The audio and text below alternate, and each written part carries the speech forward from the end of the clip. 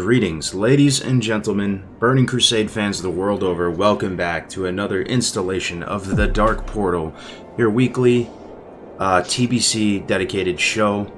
I'm here joined today by two very special guests. I've done stuff with Ale in the past before. You guys will probably immediately recognize his voice. You've heard him on a ton of things, Countdown to Classic, you name it. Crix is with us in here, with us in spirit for now. He'll be joining in a minute. He'll be joining midway through. And we also have the extremely legendary PvP player. You guys are, maybe he has a lot of fans in the chat already. I could already see so much love for him. The man, the myth, Uzbeki, Uzbi. He goes Bogdan. He goes by many names. How are you feeling, my good sir? I'm alright, man. Thanks. Awesome, man. So good. Yeah, it's great to have you here. So, guys, I don't know if the sound is okay. Usually isn't, right? But if you could help us out on that front, we're trying to, we'll try to balance out as we go. So, the goal of today's episode, it's going to be another PvP-related episode. There's a lot to chew through here. Is we're going to try to get the perspective of somebody who plays at the top level, their take on a lot of these questions burning within our hearts, right, as we get into TBC Classic. What classes and specs are good? Like, if I were to say something, who am I? I haven't really accomplished anything TBC related, PvP-wise, of late. I mean, Ale actually is an amazing player, so his opinion matters. But we're going to hear it from the source, folks, so you can kind of get all your ducks in a row. If you have questions for him, throw them in the chat. We're going to try to make PvP and TBC accessible to all and build some confidence in all of you so we can go into it and enjoy it and make it hype. But let me shut up now. We're going to start with a round of guest introductions. Uzbeki, my friend, if you could be so kind, maybe we're just going to warm you up to the chat here so people can get to know you a little bit here. What is your history with the game? Well, basically, I started playing WoW in 2008, and I started playing on a TBC private server. So TBC was actually the first version of WoW that I've ever played. And I just kind of kept playing on private servers for a very long time, and apparently I still do to this day. I mean, obviously I've taken a few breaks, I've been kind of playing on and off, but yeah, been playing a lot, man. A lot of TBC.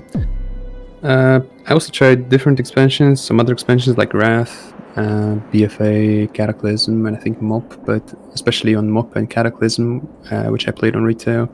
I really didn't stick around, only played it for maybe a week each, and I just didn't really like the game.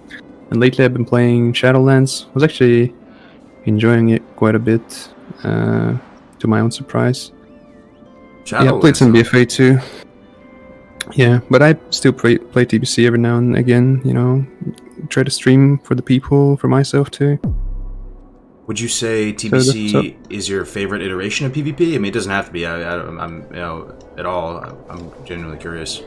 I guess it has to be. Like, even though I don't necessarily feel like it's the game I truly love anymore. Like, not so much lately for some reason. I don't know. Especially like somewhat recently, at some point, I felt like there was just so many flaws in the game. But I guess despite all that, it still has to be my favorite and most loved expansion, because, well, I mean, what else, right? Hell yeah. So the second question for you, thanks for sharing that.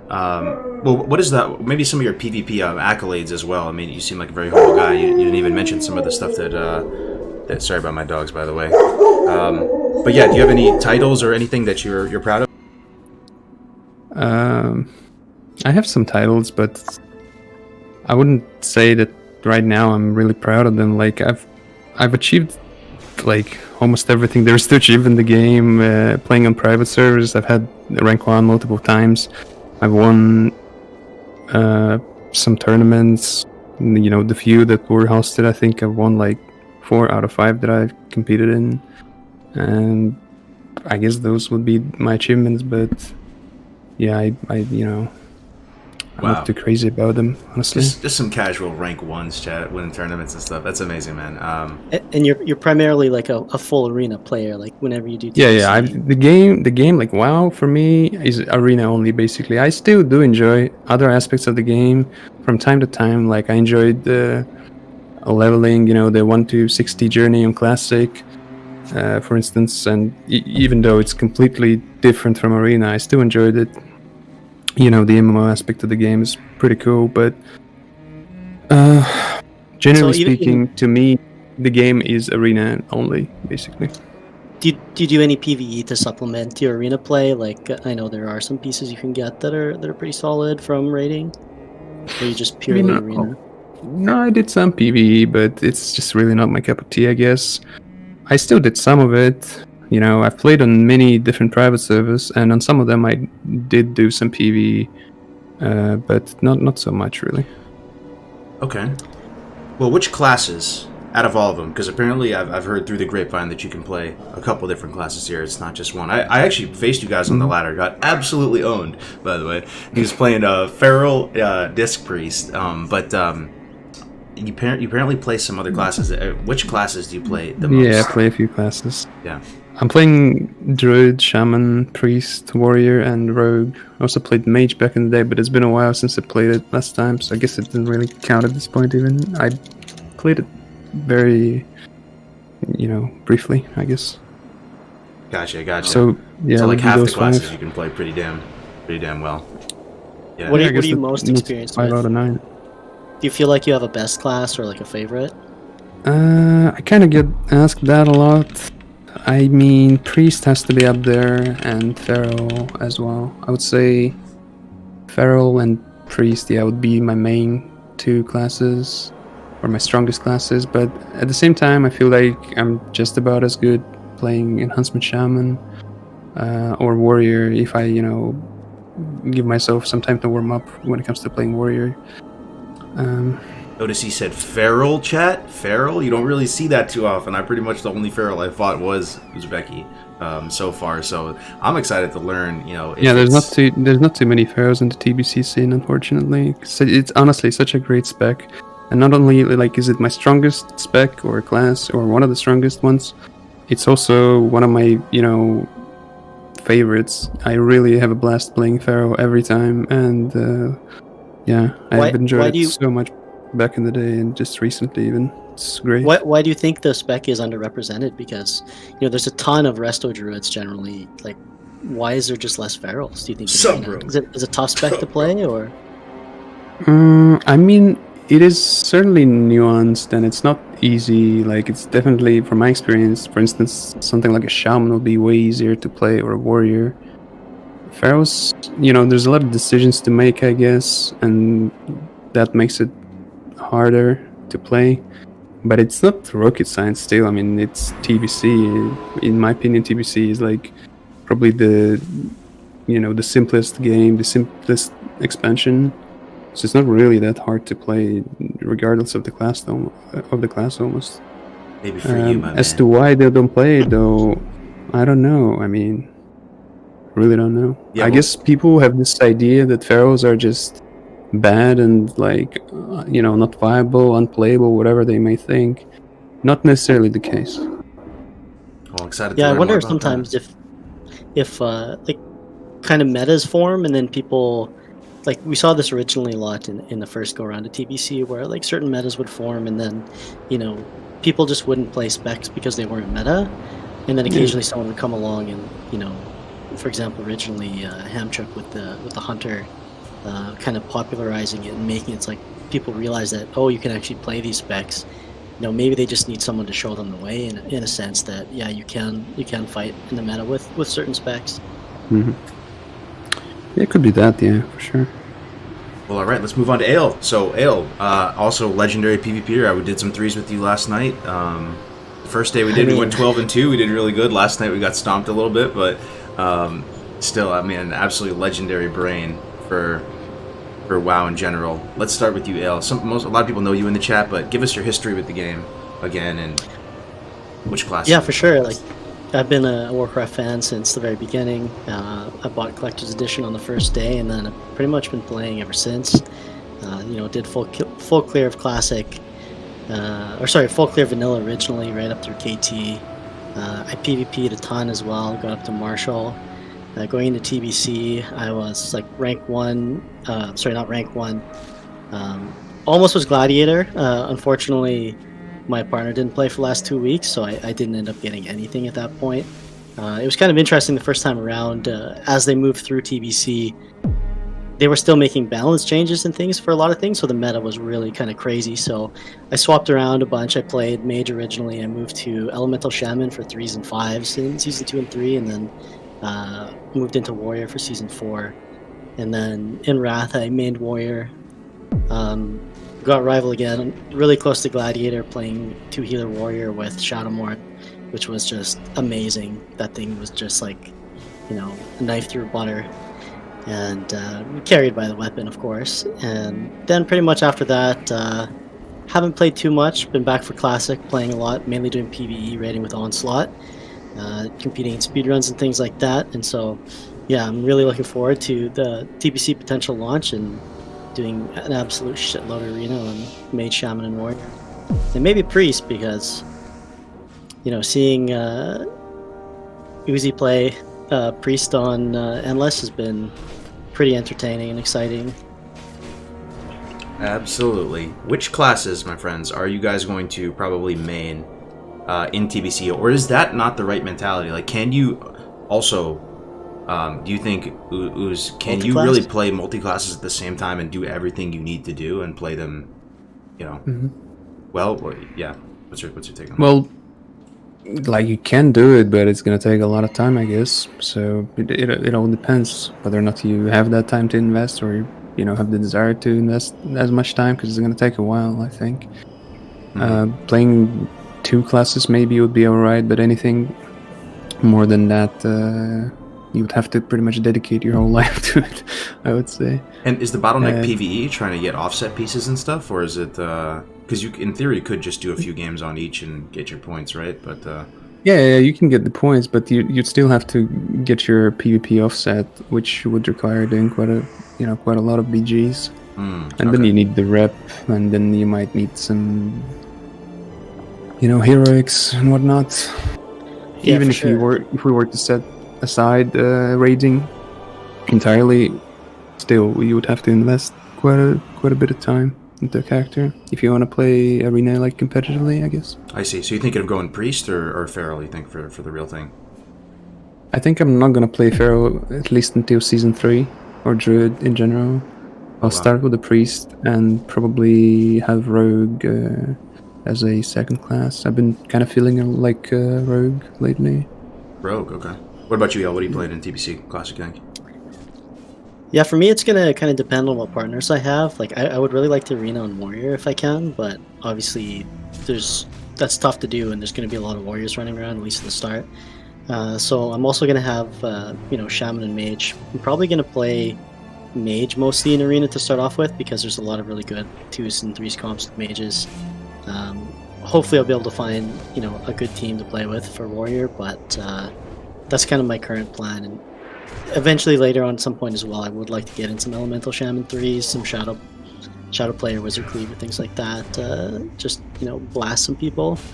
But as you're saying earlier, yeah, it's actually like a huge time investment to play multi-class, because there is quite a bit of farming that goes into getting your off pieces. Like, you have to just, not only do you need to farm honor, but you also have to farm the battleground tokens, right? And depending on how that goes with Classic into TBC, that might be pretty difficult, because if you're Horde, you know, the queue times might be long, and it might be pretty tough to grind that set. And then on top of that, you have, you know, grinding your way up as well. There should be a lot more players, probably a lot more competition going forward. So, you know, if you want to do more than just play like 10 games a week, or, you know, just casually to play at a high level, it definitely is like a big time investment. So I see. Yeah. Well, okay. Certain classes are easier because they require little to no PvE. Classes like Warlock or Shadow Priest, I guess. So those are like good classes, I guess, or good choice for multi-classing. That's really juicy information, too. We should list that under strengths and weaknesses as we get into the slides, too, you know, of which classes, accessibility. Yeah, and some classes like really benefit from PvE gear as well. Like, I know Rogues, they can mix and match a lot of really good pieces in, and, you know, same with Warriors, and, you know, that does give them a bit of an edge if they have an advantage for that, especially in the early seasons where you can maybe pick up, you know, a weapon or things like that might be a little bit better than what you can get with Arena gear, or just earlier than you can actually purchase the points, right? You know, things like KT, Kel'Thas weapons and things like that. I see. Yeah. Well, let's get your thoughts on balance, Uzbi, if you could be so kind. Like, I don't know if you have general thoughts on balance. Is the meta balanced in TBC? And I know it's going to vary from season to season. They say, like, rumor has it, season 1 double DPS teams will be a bit stronger as a result of, you know, the lower resilience. Yeah, but you never know what claims are false or true, right? Like, these are just things, these are rumblings that go I would across say the it is true for sure, yeah. The double DPS comps are generally stronger early on than they are at the end of the game, I guess. Not always, though. For instance, like a rogue mage gets really strong in season 4 with Sunwell gear. They can just both use a ton of Sunwell gear, and I mean, honestly, the comp just becomes so broken. The mage gets so much haste. It's just all haste and spell power, right? A ton of haste and a ton of spell power, and actually mage and rogue are the two classes that I would say benefit the most from PvE gear, and they can use like almost full PvE gear too, because they have like a lot of defensive cooldowns, and you know, they can survive. They're like durable or resilient even without the resilience, actually. So do you feel like you're like really good for wearing a lot of PvE, I guess, or using a lot of PvE? Do you feel like early on, if the meta is going to be, you know, more of like a 2 DPS or like higher DPS classes, that it'll make the, you know, kind of like tankier, you know, warlock druid, warrior druid also kind of better, because they can, good players of those comps will be able to prey on the 2 DPS kind of flavor of the month teams? Yeah, I think that could be the case, especially like very early on, before people get you know, the full arena set and the offsets. For sure, double DPS comps will be dominating. Something like BM Hunter Rogue, or like Ret Rogue. There's a bunch really of double DPS comps that are very strong before people get their, you know, best in slot PvP gear in season 1. Because when that happens, you still, you know, have quite a bit of resume, and you're not as squishy anymore, I guess, when you get your full season 1, you know, full season 1 offsets, whatever it is. Gotcha. What about balance in TBC though? Like, would you say, what if somebody said, I like TBC because TBC is a very balanced game and every class and spec is viable and you can play it at the top level? Would you agree with that, or do you think that some specs just have no place in arena? Do you think it's not that balanced? What are your... I really wouldn't agree with that. I would assume that the person saying that probably hasn't played the game too much, at least at a high level or something. So okay, all right, let's pick that apart then. Yeah. Yeah, the game, like in my opinion, is really not that well balanced. There are some matchups that are, you know, that feel good to play and that are, you know, quite even and balanced, but generally speaking, I would say TBC kind of lacks variety of comps and variety of specs, viable specs. Pretty much most specs are viable, but some are still, you know, weaker than some others and stuff like that. For instance, like a fire mage or an enhancement shaman will be so much weaker than a rogue or a mage, for instance, or a resto druid. Can you pick a spec off the top of your head, Uzbeki, that you think like really just has no place in the arena? Like you could never see it having, even just in a viable sense? Like, I mean, the one that comes to mind would just be like a prot pally or something. You'd never see something like that. I guess we'll skip. The prots are unplayable in arena, as far as I know. I've never seen any, you know, prot that I high rating ever in like 10 years or something playing this game. Mm-hmm. So prots are basically unplayable in arena. But if we were to set prots aside, it depends. Are we talking 2s, 3s, 5s, you know? Because there are some brackets where certain classes do see some play and they're actually pretty good. For instance, like shamans and 5s are very good. That's where they shine, kind of. I'm talking alley shamans mostly. Well, as you mentioned, like things like other fire than mage, prots, generally no. Yeah, fire mage barely sees any play. It's not that bad actually. Like especially in season 4, you can find a comp or 2 and 2s that, you know, could be decent, playable. You can like that's the thing, you know. Even though there are some classes that are significantly worse than others, still, for those classes, there is at least one or two comps that are fun to play and are decent. You can have some fun and play it for a while. But I would say, with most of those classes, you can't play it for too. At least I never could play them for too long, because at a certain point it becomes boring. Just constantly losing games because your class is just not good enough. You're outplaying your opponent and you're still losing regardless. It's just it's not a pleasant experience. It's fun for a while, but yeah. Sorry. Some have like a low ceiling where they just, you'll start running up against maybe S tier comps, and you just won't be able to progress because a warlock will just focus you and eat you alive. Yeah, and there's nothing you can do about it. Yeah, pretty much. It's like with Elisham. If I don't have a decurse and they put tongues on me, I just feel like I'm just useless. Yeah. I have a bunch of self-serving questions burning too. So I went into I was thinking going into TBC I would most likely play Hunter. Really excited to play Hunter, and I'd heard there's a difference between what you hear and then how it is in practice, and I'm not playing at a super high skill level or anything, but I was excited to get into the arena. I heard drain comps are so powerful, and hunters can play in some of the tippity top levels. It has that potential, but I just can't help but feel so underwhelming when I'm playing a hunter. You just have such a lack of defensives, and oftentimes your drains aren't able to stick long enough. And then going BM, I feel like a mage or a rogue, even though I'm a BM full Zug spec, a mage or rogue can still put out more damage than me. There's a lot of things there. So I don't know, I guess how do you feel about hunters? Do you think hunters can really be up there in 2s, 3s, all brackets? Are they... Yeah, I think they can be up there if played really, really good though. The drain comps you mentioned are indeed quite strong. Something like Disc, Rest Druid, Hunter is a very strong comp in 3s. And there's a few more even. There's HLD, Hunter Look Druid, or Hunter Mage, Hunter Priest is also a pretty good comp. So there's a few comps that are truly good, viable by all means.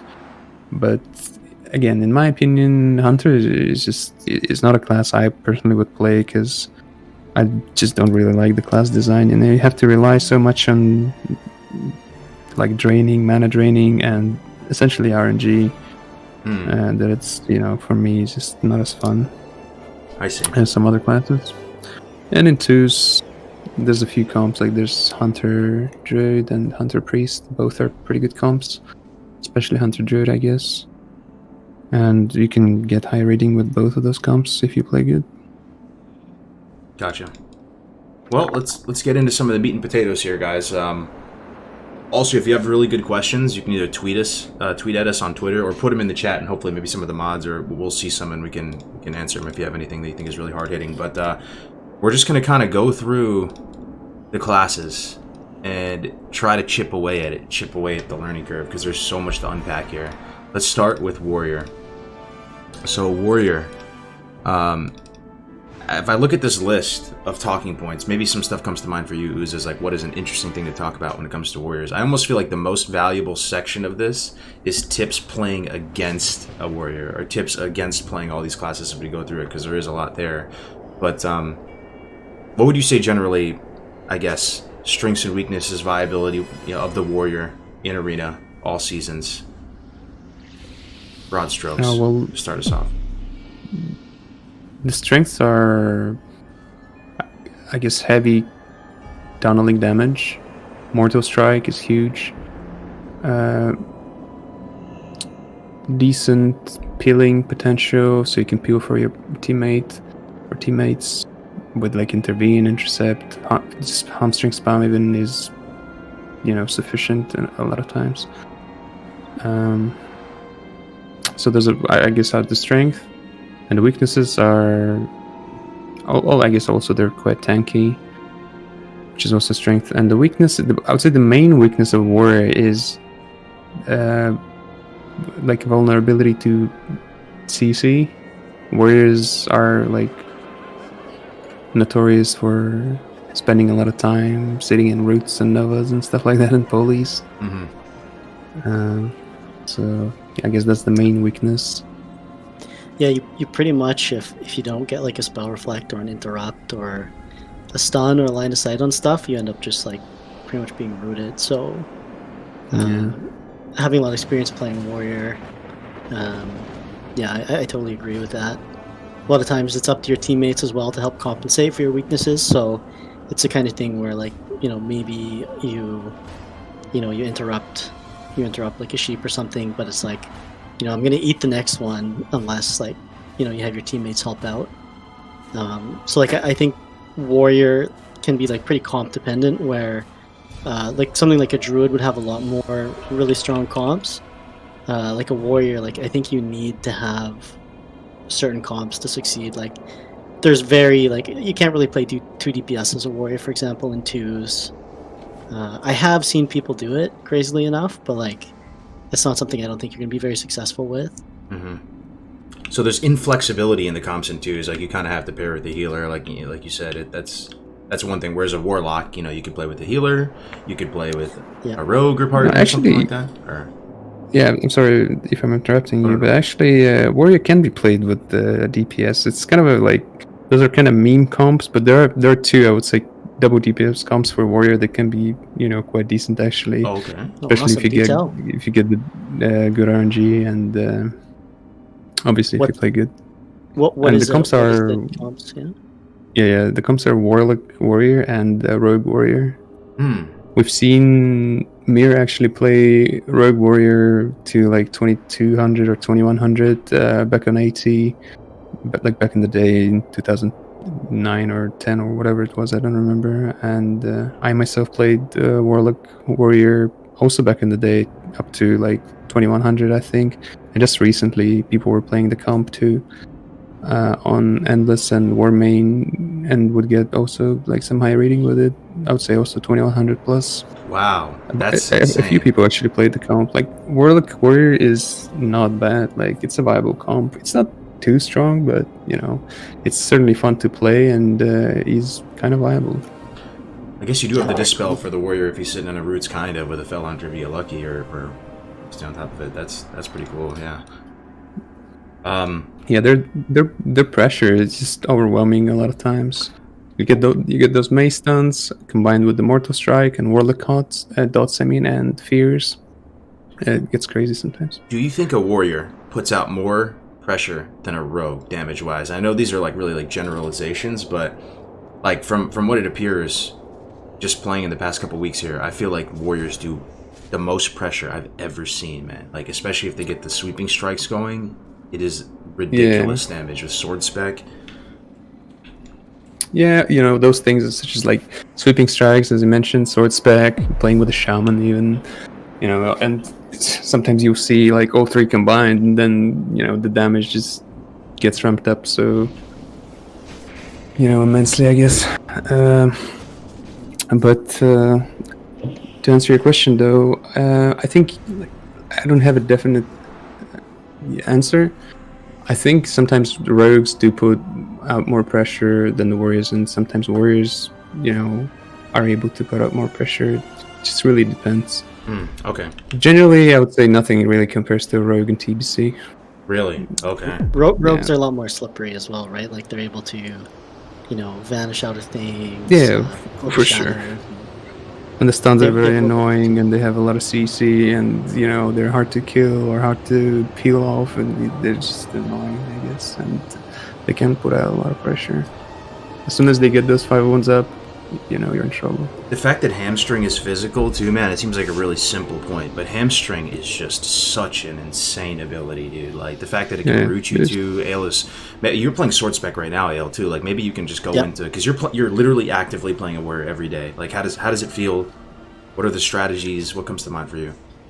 I mean, yeah, like playing with sword spec and like maybe early on like mace spec as well. Like, yeah, hamstring's huge because that can trigger sword spec. There's been like multiple times where I haven't had enough, rage to execute something, and I just hamstring until I get a sword spec, and if I don't kill them outright, just instantly have enough to execute immediately. That's kind of a really really RNG good, build to do it at points, right? Yeah, for sure. Like, definitely sticking on a target is a bit of an issue, and if you can work together with your class to do that, that's huge. Like, for example, like when we're playing with the druid, having them like bear charge, like stun something. A lot of times, for example, like rogues when they're stunned, they can't dodge, right? So, doing things like that, you can really pound people if you can line up cooldowns and stuff the right way. Getting kind of good timing windows on where you can really, as Bogdan said, like stick on something. You can. It's almost like a mana drain in a sense where if you have that amount of time where you can be on a target for an extended period of time, you can really like drain the other healer's mana by having them force that into or blow defensive cooldowns. I see. Yeah, I mean, man, especially when Navi came to you, or if you were fight a warlock with a pet too, like maybe you can talk about how sweeping strikes works in TBC too, because like when you get that sweeping strikes, man, you just do the nastiest damage I've ever seen. Yeah, that's something that we've been like trying to work on as well, is that trying to line up cooldowns so we drag targets over top of each other in a sense. So lining things up like you said, with like either having like the druid charge in to bring, if there's like a target on the druid, to bring him in so I can sweeping strikes, or pull the pet over top, or just trying to line up things where, if any people don't know, like sweeping strikes, it gives you, I think it's your next 10 attacks hit an additional target that's within melee range. So you basically like get to double your attacks, and it's just like a lot of times against a warlock, it's like the strategy to, at least that like we've been playing, is to try to kill both their pets. So to drag the pet over top, sweeping strikes, and kill the pet, and then do it again, and then like the warlock doesn't have any pet, and then just takes way more damage because they're in SLSL spec. Mm-hmm. Yeah, like oftentimes as soon as the second pet goes down, the game oftentimes is over. Not always, especially like against good players, they can still recover from that and summon that pet without Feldom, but it's not easy. So, yeah. Well, one thing I observed with Warrior too, Ooze and Ale, maybe you can help me out on this. It seems like they have the least buttons out of all the classes. I've been trying all the classes on Endless, and it's you'll fill up all of your action bars and be struggling to have room for spells and abilities and macros and stuff when you're playing other classes. Warrior seems kind of simple, man. They have maybe like 12 abilities, and it seems like the skill floor, like to play a warrior just like decently well, is kind of low. So I guess do you think Warrior could be a good starting place for people new to the arena to get into it, or what do you think? Yeah, I think Warrior is rather simple, really, and as to why there's so few abilities compared to other classes, I guess is because, well, for instance, let's consider a hunter, right? You have a bunch of traps that you're not using most of the time. You have a bunch of pet, special attacks and abilities and that kind of stuff. You have just a bunch of stuff that you're not really using actively in arena, and there's a lot of of those. Whereas with Warrior, you don't have too many abilities, but most of them are useful actually, and you use them regularly. So I guess that's why.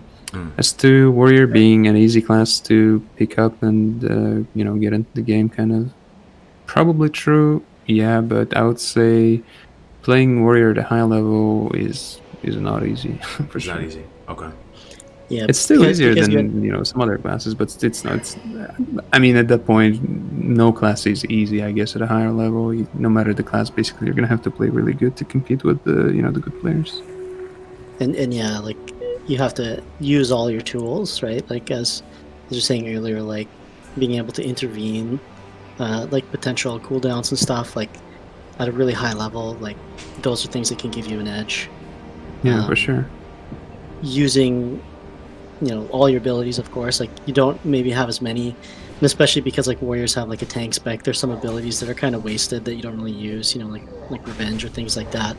But there are some that are pretty valuable, like disarm, and even simple things like demo shout to pull rogues out of stealth, when they vanish, or to get in combat or things like that are also like important. So there is a lot of like really little things that all add up playing as a warrior with, the ways that you can use the abilities, and that's really vital with having maybe less potential. Yeah, you don't have much of a toolkit, I guess. So you gotta make sure you use it as good Use as. the most. Yeah, you gotta make the most out of it. Yeah. Okay. Well, what are the 2s comps and 3s comps that come to mind with Warrior that you think are really where Warrior shines the most?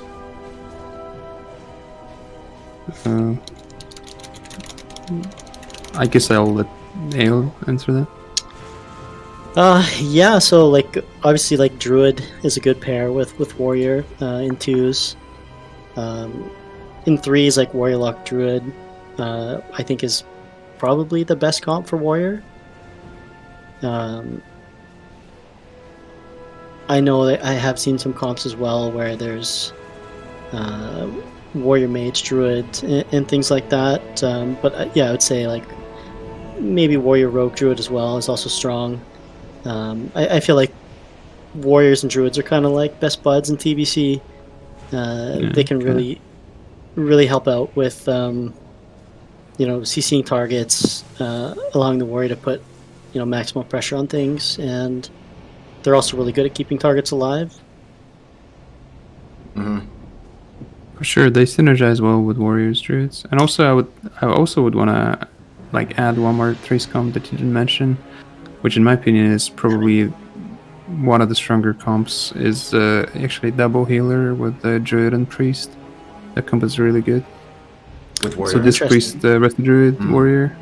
How do you feel about double healer in general? I've noticed that they seem like ridiculously strong, man. I mean, every single time we fight a double healer, you just kind of like take a long sigh and you're like, all right, here we go again.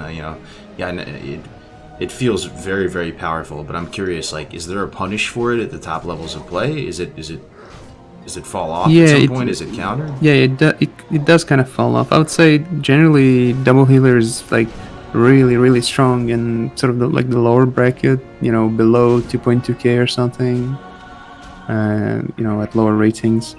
But as you go up in terms of rating, people, you start facing people that know exactly how to play against your comp, and it becomes, harder, much harder, I'd say. How do they punish it though? With it remains a strong comp, all the way. Yeah, is there a general thing to do? Like if you're fighting double healer, is there any general like tips? Does the win condition change? Is there like what goes through your mind if you see double healer on the other team, if you're playing, RMP or whatever you're playing?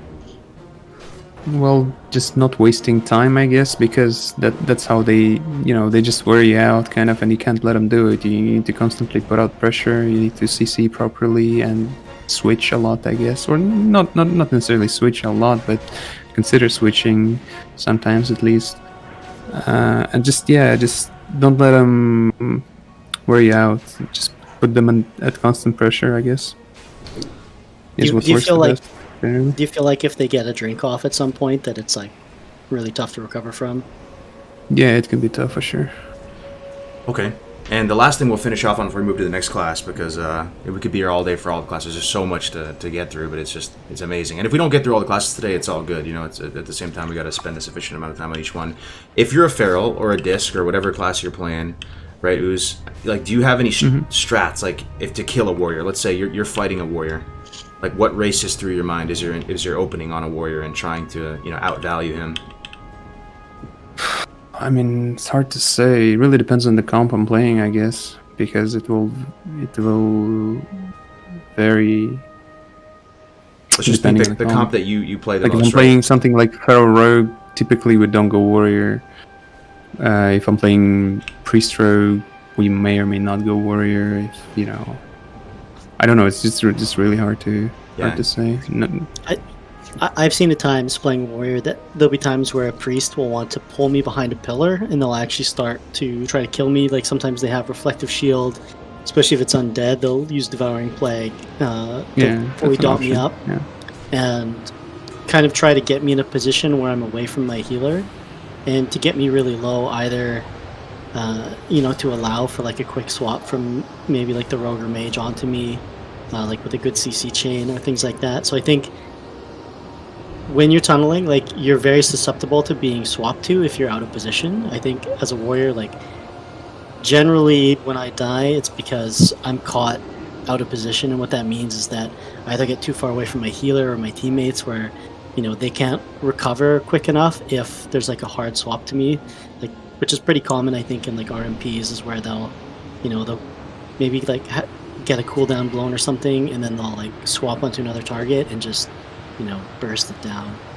Yeah, for sure. That's an option that happens, I guess, quite a lot. It doesn't happen as much, you know, the higher you go in terms of rating, but it certainly is an option always. Like, for instance, in a priest rogue against warrior druid matchup, or against really any team, any warrior team as a priest rogue, like I often, even if we're not hitting the warrior at all the whole game, I'll still keep my dot on him a lot of times, and, you know, passively do damage to him with that dot and reflective shield, while we're putting pressure on their healer.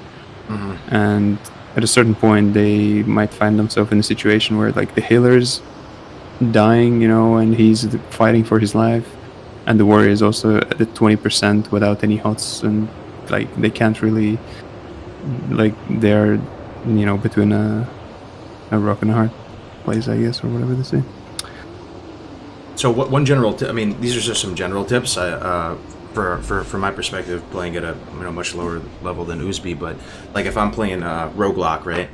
Like warriors can get out of sap, right? So being able to like sap them, get that berserker rage, like bait them into it, then run around on your mount so you can get another sap on them, so you can open up hard. Another thing too, if that's not going to be a possibility, ideally you try to get a dot on them before they can get the charge up. And as a warlock, one little tip is if you get amplified exhaustion on the warrior, it buys you some really crucial seconds there, because when a warrior gets on you as a warlock, man, it's bad times. It's really bad times. And another tip is you really want to keep your pet away from you. This is one mistake I made.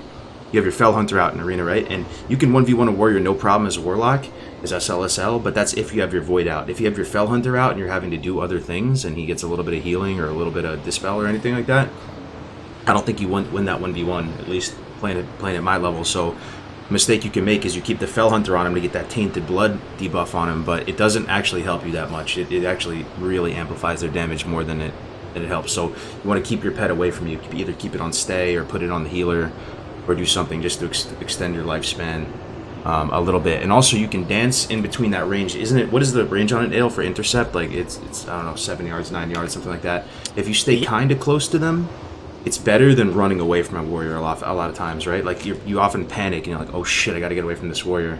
But if you run too far, they just intercept you and they're back on you like white on rice. Sometimes if you just stay kind of near them, you can buy yourself a little bit more time.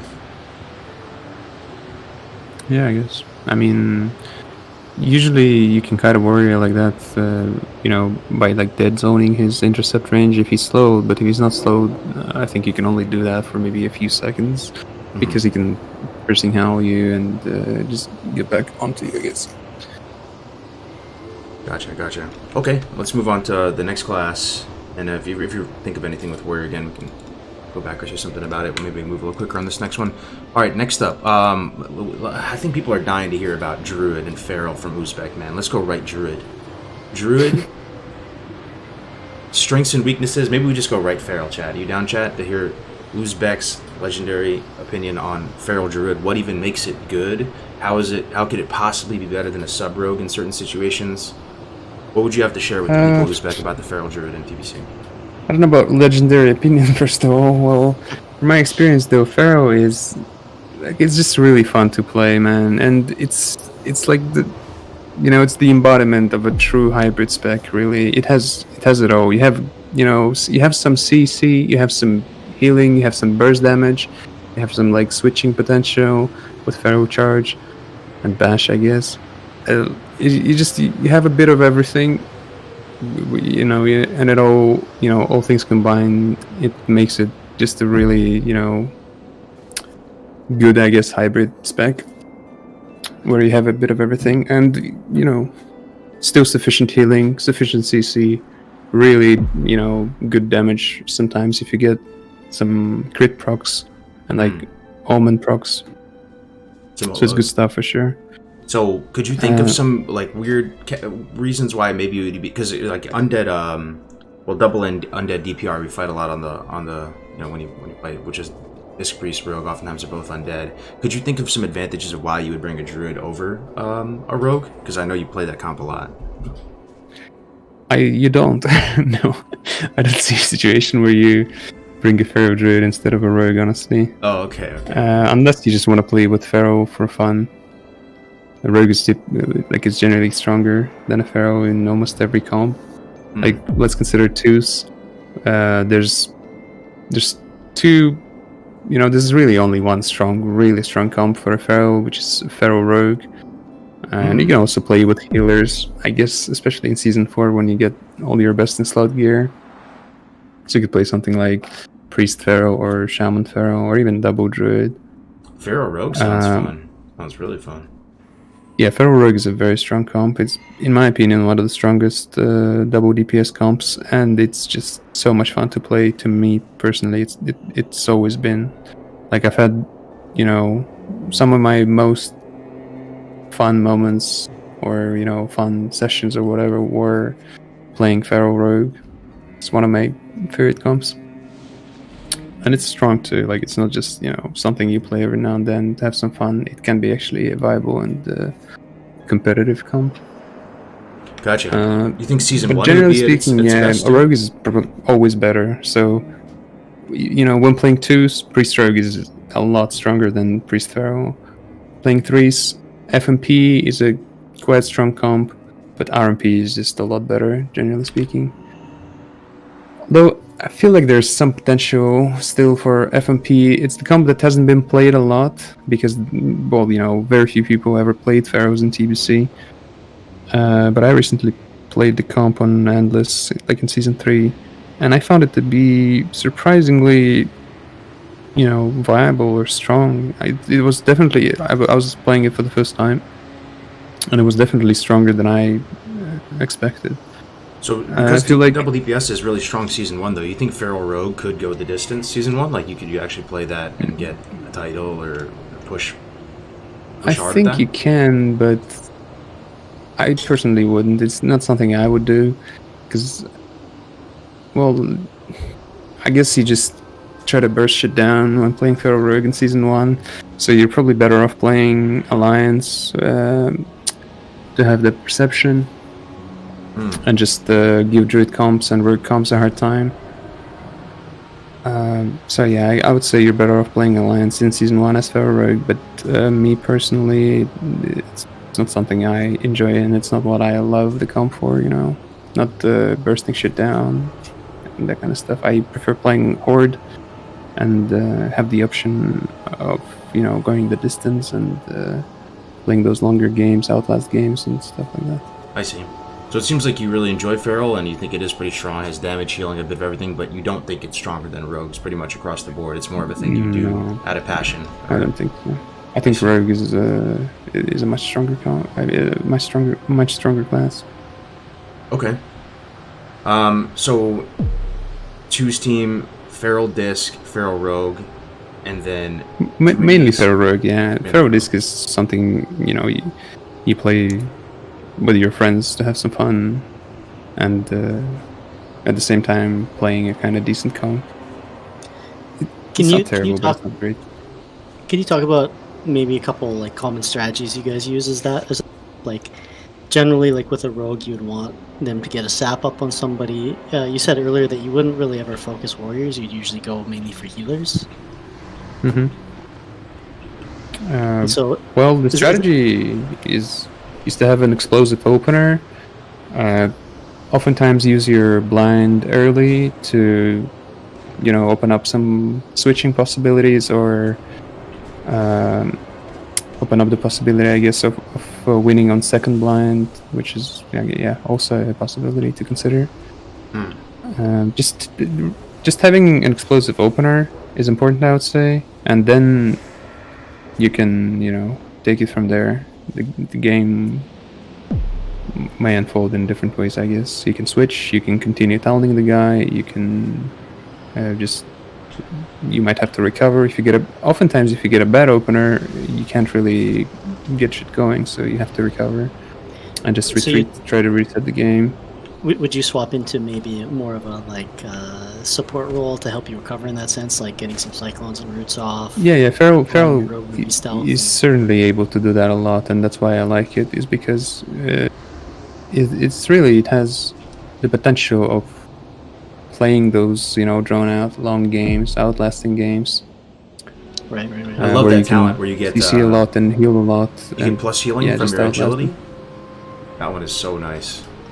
That really gives that hybrid feel, right? So you're stacking agi and you get a couple hundred plus healing from it. It's juicy. You always swap your weapons, and it's good. How about as far as damage potential of a druid? Like where would you rank them in TBC for Feral and Arena? The damage is very spiky. It can be nothing special, and it can be really insane at times. Like you can kill a rogue in 3 globals sometimes, almost, or not kill, but let's say force cheat death. Maybe 3-4 globals. They usually never expect it. You don't expect it a lot of times. Is there some kind of huge if you get those modifier or procs, something? What makes it spiky? It's the Omen of Clarity procs and crits. Crits are huge for Pharaoh. Like the crit damage on Pharaoh is ridiculous at times, and if you combine that with Omen of Clarity procs, you get a lot of procs, and all of those procs crit. You might kill someone very quickly, like a mage or a rogue, or maybe a priest even. Like they go down very quickly if you get good RNG. Gotcha. But they don't have a mortal strike effect, healing reducing effect. So, and also don't really have a reliable stun. Bash is kind of clunky. You have to go bear. You have to misses to bash. A lot too. No, I noticed that. To stun a guy, you have to first go bear, then bash, then go back to cat, then hit him again. Every time it takes a global to do that, so it's very slow. If you're playing with a rogue, it's fine. Oftentimes you bash and then they'll follow by kidney, and you can kill someone that way. But if you're playing with a healer, it's kinda it's not the best stun in the game for sure. Bash.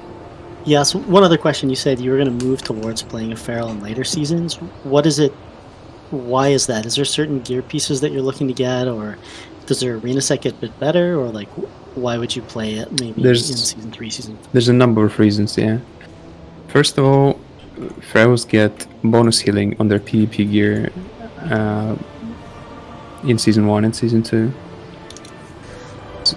So that kind of makes you do way less damage because you crit a lot less, and bonus healing is practically useless, really. Right. Also, it's not just that.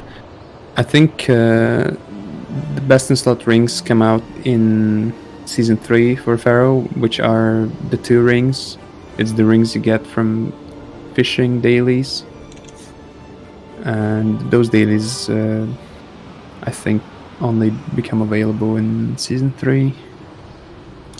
And that's not even all of it. There's also the tier 6 set bonus, which is probably the biggest thing really for a Pharaoh. So in season 3 you can get that 2 set bonus from tier 6 if you wear 2 main set pieces, something like legs and shoulders for instance, but then you don't have the PvP set bonus, which gives you 15% movement speed in cat form and trail form or bear form. I don't remember exactly, but cat form, which is crucial. So if you're playing with a rogue, you can afford it because you have a reliable snare in the form of crippling poison, and you stun a lot, I guess, or rogue stuns a lot, to be exact. So not having that PvP bonus set is not a big deal, I guess.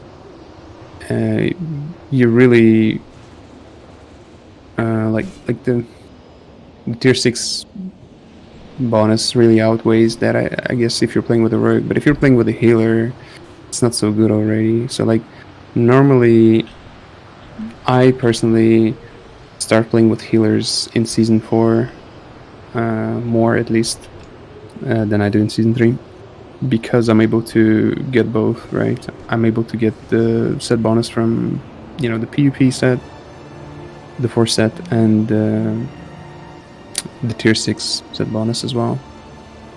Okay. So that makes the Pero, become truly viable only in season 4, in my opinion. Also, Sunwell TV helps, like that staff from I forgot what the bosses are called. They're like two ladies. So you could probably play Feral to season Jenny. 1, and then you'd have to take a break, maybe go resto for a bit, and come back to it season 4 once the itemization supports it. I would probably just start playing in season 3. I would, create my Druid character in season 3 and start playing. Start raiding. Make sure I'm ready for that Sunwell release. Gotcha. Probably, so I can get my hands on that PvE gear ASAP in season 4 and start having fun. Have you played much Resto Druid, by the way? Uzbek. Nah, I played it back in the day, like way back in the day. Lately, not so much. Lately, not so much. I mean, I can play it, but I rarely do. Rarely do. Well, let's move on to Resto Druid, guys. It's considered an extremely powerful healer in TBC. Some would say the strongest. That's kind of what my thought process was going into TBC. Resto Druid, an infinite CC chain you, and has all these different, they have Bash, they have Maim, they have Pounce. I've sort of shifted gears on this. I'm sort of feeling like Priest is the one that, maybe it's just I don't understand them well enough, but they are like my new favorite right now, Priest, as far as healers go. The fact that, well, we'll get into Priest in a little bit, but let's talk about Resto Druid for a second. What do you see the strengths and weaknesses of Resto Druid as, comparatively to the other healers in TBC? Hots. in one word, hots. Hots are huge, man. Give you, like, you have a lot of mobility to begin with, and on top of that, hots, you don't have to hard cast as much, nearly as much. You can keep your teammate up by just holding a lot of times. And you can choose your position, the way you like. Basically, you can be on the run all the time and keeping yourself up, keeping your teammate up. Hots are just really good. Yeah, that's a really strong point, is that because they don't have to hard cast as much, being able to move and use globals without standing still, they can position themselves really well while still being able to heal. And so, like, for example, other classes, I know this becomes really apparent with, like, Paladins, for example, is that they have to cast so much, and that can lead them to being either out of position or just eating, like, every interrupt. It's a really uphill battle for them, where the Druids, they have so much mobility, and, like, that's not even counting them being able to switch into forms for even more mobility, either through, like, Bear Charge or, Cat Form Stealth even, to sneak away and get a drink in, or travel form. Yeah. What would you say, though, Uzbek, about just dispelling the hots, though, man? I mean, I feel like we've been playing a lot of teams recently where they have priests and they have just the ability to offensively and defensively dispel, and it's like whenever they're trying to push and kill a target, they're just non-stop spamming dispel on them like crazy, to the point where it seems like it really sucks, man, for the Druid. Yeah, it does, and like usually, Disc Priests and Shamans can give Druid a hard time sometimes, precisely due to being able to just dispel all their hots, and especially if the Shaman or Priest know exactly how to dispel them. There's some, I guess, there's a trick, or I don't really know what to call it. Basically, you want to, like, only keep one life bloom up on a target and dispel all the rest.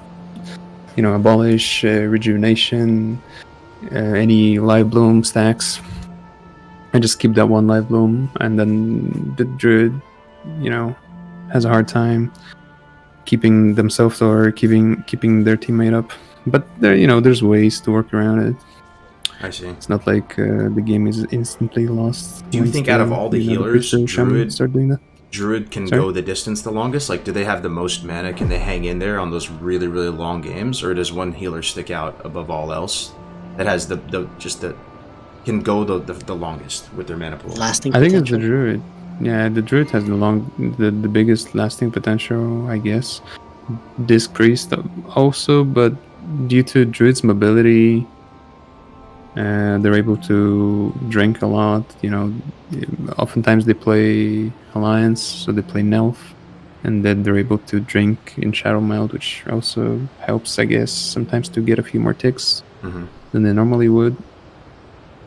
So yeah, they're just Yeah. able to, again, hots, they can hot up their teammate and just go for a drink, piece it. So yeah, they have that. So that would be one advantage they have over potential for priest. sure. They could outlast the priest, generally speaking. Their mobility plus just innervate and everything. They can go longer. Yeah.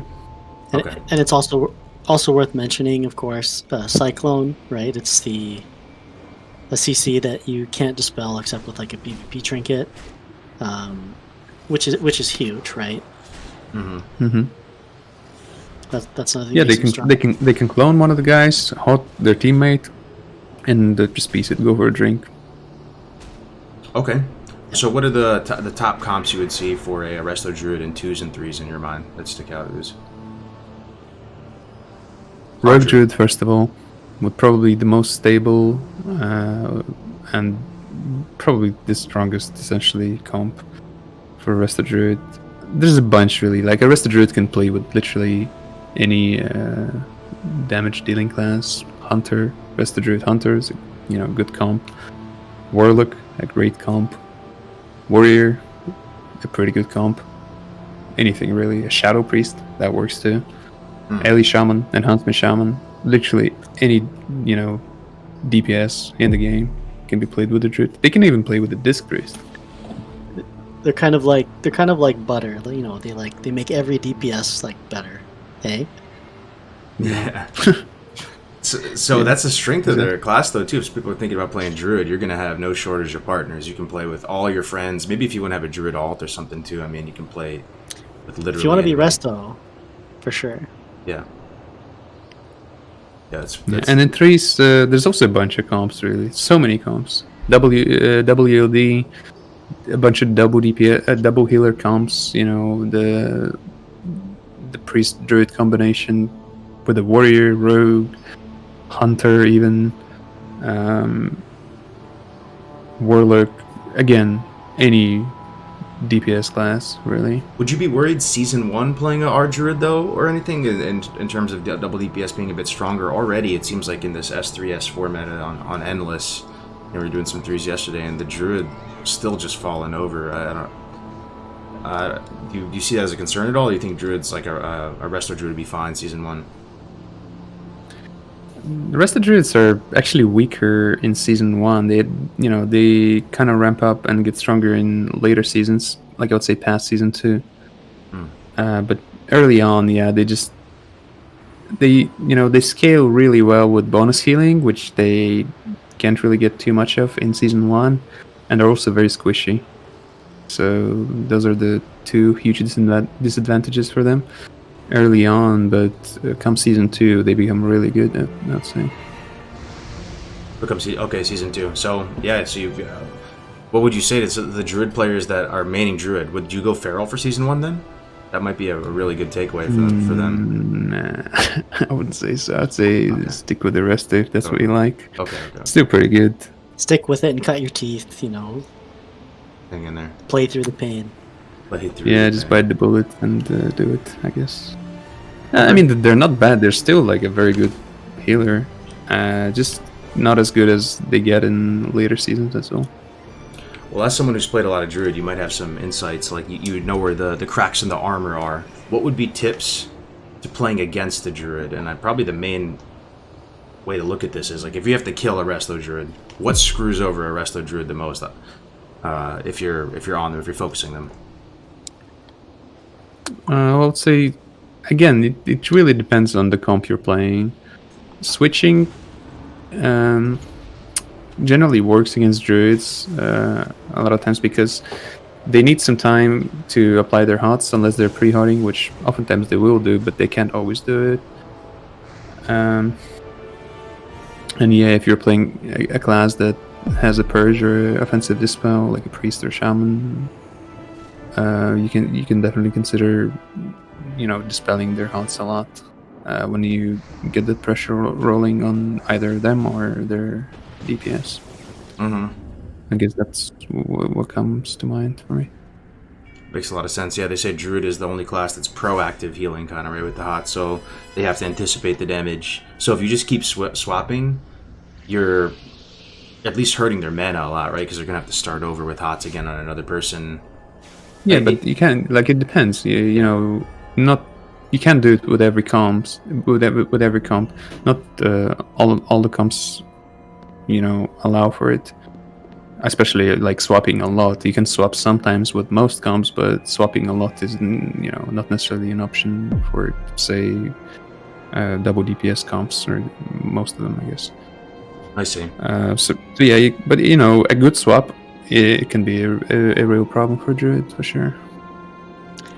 Yeah, I found kind of at lower levels that if you can swap to them, without them having hots on them, you can often, punish them, put them pretty low, cause them to blow like a cooldown on themselves, bark skin, I think, and then, swap off and then look to maybe swap back onto them later. Especially playing with like a warlock, sometimes you're able to catch them in like a death coil and kill them, but maybe not always viable at like higher comps, but because it like you said, they do take a few globals to ramp up to really get their healing going by, life boom, rejuve. You can sometimes catch them almost with their, with the pants down and put big damage on somebody, and they might struggle to catch up. Yeah. Yeah. How does a good druid survive though against against the rogue or something like that? It seems like druids. Like, I've been playing a bit of Resto Druid recently, man, and his sub rogue gets on you, it is so tough to survive, man. I don't know if you have any tips there. Like, one thing that sticks out, like playing against the Druid, I guess to stay on point here, is that if the rogue knows he's going to be on the Druid, he can put the mind-numbing poison on the Druid, and it actually really affects the Druid in a massive way. Like, one of your go-tos as a Druid is War Stomp Cyclone, at least for me it is. And if they put that mind-numbing, you can't Cyclone them in the War Stomp. Yeah, that's annoying for sure. That's kind of like an outplay for a rogue versus a druid. Positioning is important. Staying at the pillar is important, and having your teammate, be there for you to peel off that rogue. For instance, if you're playing with a warrior, as soon as they switch, the warrior, can intercept the rogue, disarm him. Like, for instance, say you're facing a priest rogue, they're tunneling your warrior, they blind you, you use your trinket, right? And then they want to switch onto you. So the rogue will like shadow step, vanish, cheap shot you. As soon as that happens, your warrior's supposed to like intercept the rogue, disarm him to prevent their go on you. So it's basically help from your partner or assistance. And your positioning, I would say. Sometimes pre-hotting. Pre-hotting. Yeah. One thing that druids will try to do is they'll like hot their teammate and then just hot themselves right after, assuming the swap. So, like, assuming they're going to swap the druid. So maybe check the hots on the druid would be another tip. Another thing, too, is playing a druid is getting caught in cat form really sucks. So if you can find a druid in cat form and open on them, it feels like you're already behind at that point. Another thing is that if you're playing a druid, try to stay in bear sometimes. It seems counterintuitive to why you would be in bear. But one, you take a lot less damage, but mainly two is that if they do get a CC off on you and you're in bear, they can't sap you out of it. Because if you get sapped off the back end of like a psychic scream or a blind, I don't know, it feels like kind of like GG sometimes, man. So you have to stay in animal form.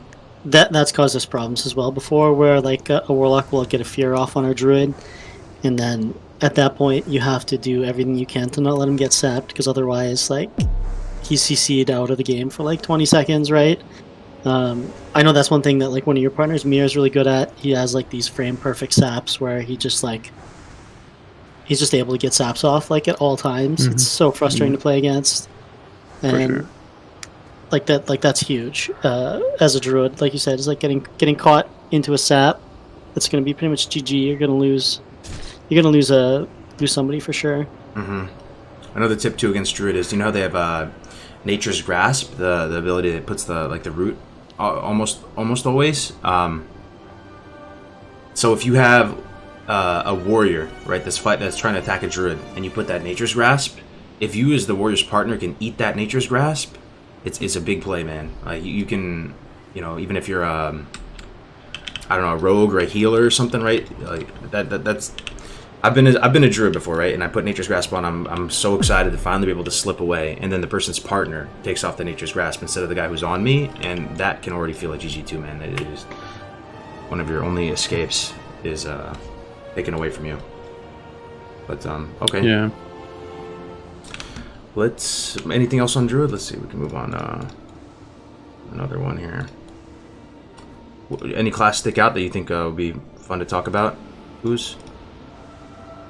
Not sure actually.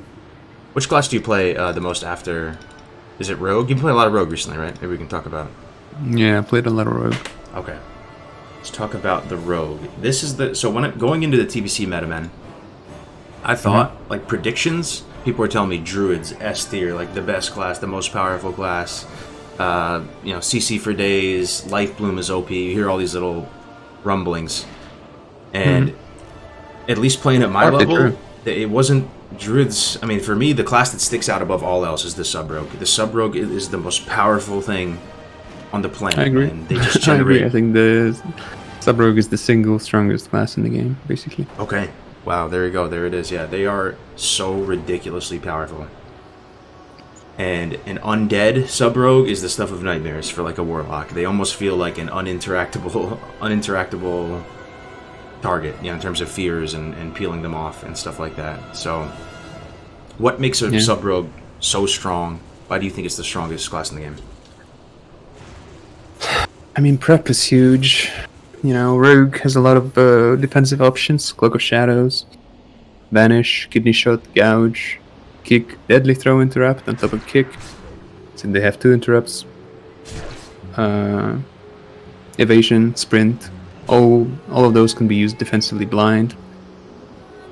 Literally all of those abilities can be used defensively. And prep makes it so that, there's 2 sets of those, basically, or most of them. You have 2 evasions, 2 sprints, 2 vanishes, 2 shadow steps. Shadow step also can be used defensively. Shadow step is huge in and of itself. When you get 2, like that's just insane mobility. That's really unparalleled in the game. No one else has that mobility, and no one else has that that many defensive options and offensive. It's just the class just has such a huge toolkit, I guess. Really so many does. things they can do, really offensively and defensively. Is there They're anything able they to can't do? put out a lot of pressure. They have a good mortal strike effect. They have a ridiculous sometimes snare, which slows the target down by 70%. Crazy, yeah. There's actually nothing a rogue can't do. Thinking about it, they have infinite resources with energy. They Right? can have- heal, but that doesn't matter. True. Yeah, they can't heal. True. But they sort of can, though. They sort of can, because if they're down to that 1v1 situation, we've all seen it before.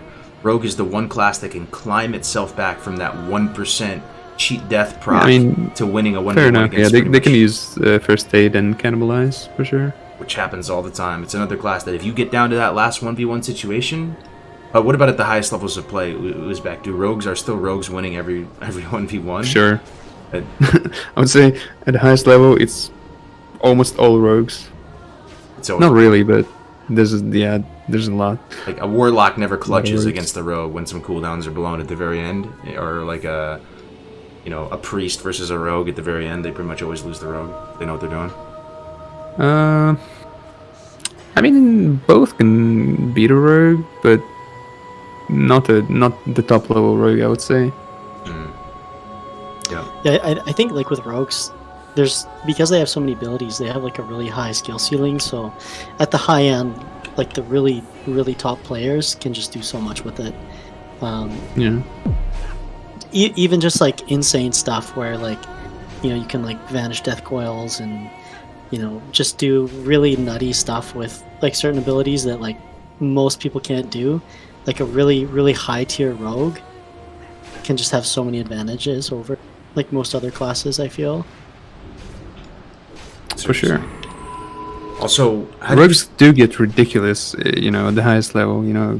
When you play against someone like Mir, you don't doubt it for a second.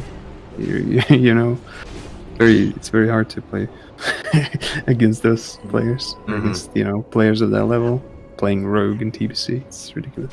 I'm also really curious on your thoughts on the ratios, just really quick too. So, the one ratio that stands out above all else, about compared to every single other ratio, maybe it's just the classes I play, is the undead ratio, is Wood, right? It was something that I was sleeping on. I thought, it's not too big of a deal. Sure, you'll eat a CC. No, but, it's huge. It's huge. Yeah. It truly is, right? I mean, it's strat changing. It's so I guess my thing is, perception on the people say perception is the best S tier ratio for rogues in general. They say when you compare alliance and horde ratios. I mean, how reliable is perception though, man? Like even at the top levels, are people still getting value of perception with the opener? Or they do, yeah, they do. But I feel like a lot of times, what for Will of the Forsaken is just better overall. Okay, or 2, which or 3, which will often be the case. Playing RMP, RLP, triple Will of the Forsaken is insane. Double when playing Rogue Mage or Warlock Rogue or Priest Rogue. And in twos, the opener is so big, right? Like it pretty much can make you so favored or unfavored to. Yeah, I mean, win, perception is still pretty good. Perception is probably the second best ratio for a rogue. Obviously a rogue. But yeah. But in threes, like the it opener depends. isn't as important. I think there's a few comps in twos that are better on alliance for a rogue. Something like Rogue Mage could actually be better. Something like Pharaoh Rogue could be better in alliance if you just like that kind of play style. Both are good. The horde and the alliance version of the comp, both are good. And maybe there are some threes comps where playing alliance, not necessarily for perception, but maybe for playing something like, I don't know, maybe RLP could be better, slightly better on alliance, but probably horde is still better. Somebody told you, Uzbek, the ratios don't really matter that much other than Wodif. If you're living in a world without Wodif, the ratios don't mean like a game-breaking deal. Is that too extreme of a statement? Probably, yeah, because perception is significantly better than any other ratio. Okay. At least for rogue, and then Stoneform is better for a bunch of other classes, and it's better than most other ratios for those classes. I see. Gotcha. Okay, so let's see. Top comps for rogue in twos and threes. I mean, it seems like it's also like a druid, but you can literally they can play with anything. They can play with anything. Yeah, they can just play with anything. But the top comps, in my opinion, would be rogue druid in twos, rogue druid and priest rogue as the second best comp probably. Rogue mage, warlock rogue, shadow priest rogue, feral rogue. Though with the latter being the strongest double DPS comps for rogue. But they can play with anyone really. They can play with hunters, warriors, maybe shamans, not so much in paladins, but still you can play even with those. But the strongest ones being priest rogue and rogue druid. In threes, I would say RLP, RMP, and RLD. I see. I just had an interesting thought, right? Like we're probably creating a lot of people interested in playing rogue as a result of hearing all this. And yes, the class is as sexy as it sounds. It is so powerful. But here's a question, because I don't even know the answer to this. Is it truly as hard as people make it out to be? Like, do you think rogue is? It's the hardest class in the game as well as the strongest one, in my opinion. At least in my experience, out of all classes that I play, rogue is the hardest to master for sure. High skill cap, maybe the fastest play. Yeah, the most mechanically requirement, I guess. I'm not sure what the word here would be. So, Do you have a second behind rogue that sticks out, or second is in what? oh, in terms of just requiring a lot of finesse and mechanical Mage, probably. mage, rogue mage. Gotcha. And together, rogue mage, probably the strongest DPS class is what, or double DPS comp is the rumor on the street. The two super high finesse. Certainly one of the strongest, yeah. Yeah. Could be the strongest one, yeah. Could be the strongest one. Gotcha. So what are the how do you not die to a rogue? Like, are there any weaknesses in the rogue kit? Because sometimes it feels like there are none.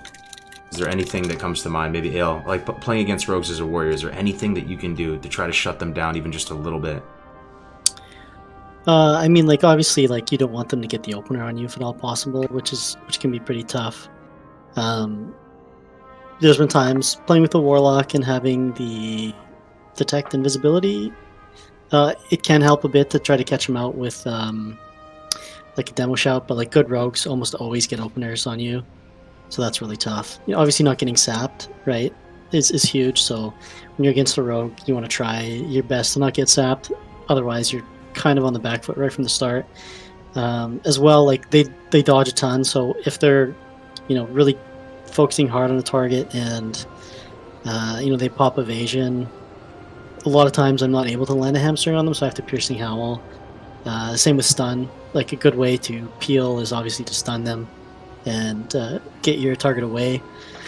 They also, have really good CC with blind and things like that. So a lot of times, at least playing healer, you kind of need to save your trinket for blind, because if you pop it on something else, they're just going to blind you, and then that can be GG a lot of times. Yeah, so at least, yeah. So at least for me, like when I'm trying to either peel a rogue, it's getting a stun on them, it's getting disarm on them.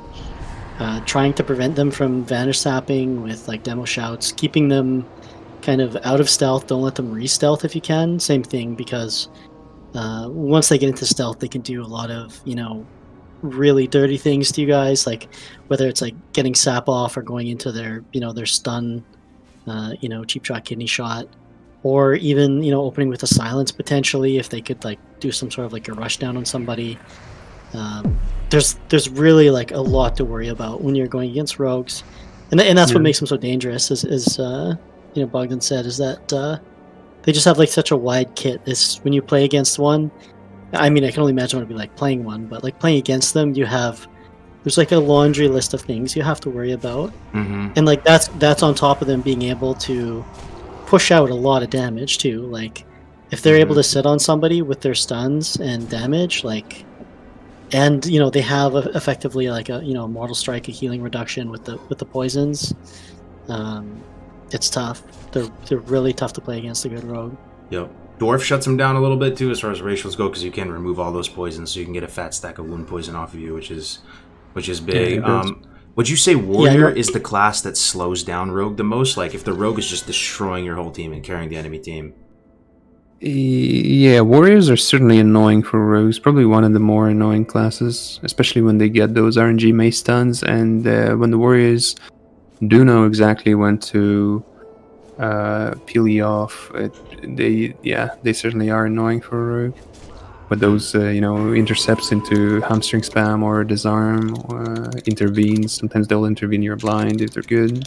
Sometimes they'll just deny the sap on their healer out of blind with that same intervene, or shout you out of vanish. Warriors are annoying for rogues, yeah. Probably one of the more annoying classes, yeah. Yeah. For sure. Okay.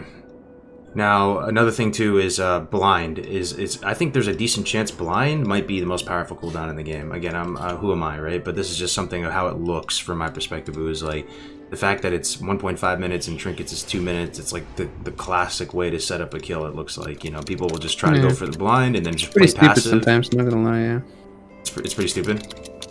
Yeah, I mean, it's stupid that it has a shorter cooldown than a PP trinket, right? 90 seconds. That's what I mean. Do you think You know, like, is there a that just feels stupid. Like that shouldn't be in the game. Is what it feels like a lot of times. You know, there are ways to play around it, of course, but you can't always do it. And So annoying kinda thing with broken. that too sometimes is that like the rogue will blind really early, and then they'll set it up so they'll go for a kill when their blind comes up in 90 seconds because they know that you're probably going to trinket the first one if they're already putting pressure on, right? So they'll do like an early blind on your healer, and then you'll have to trinket if there's pressure, and then Yeah, that happens a lot. Yeah.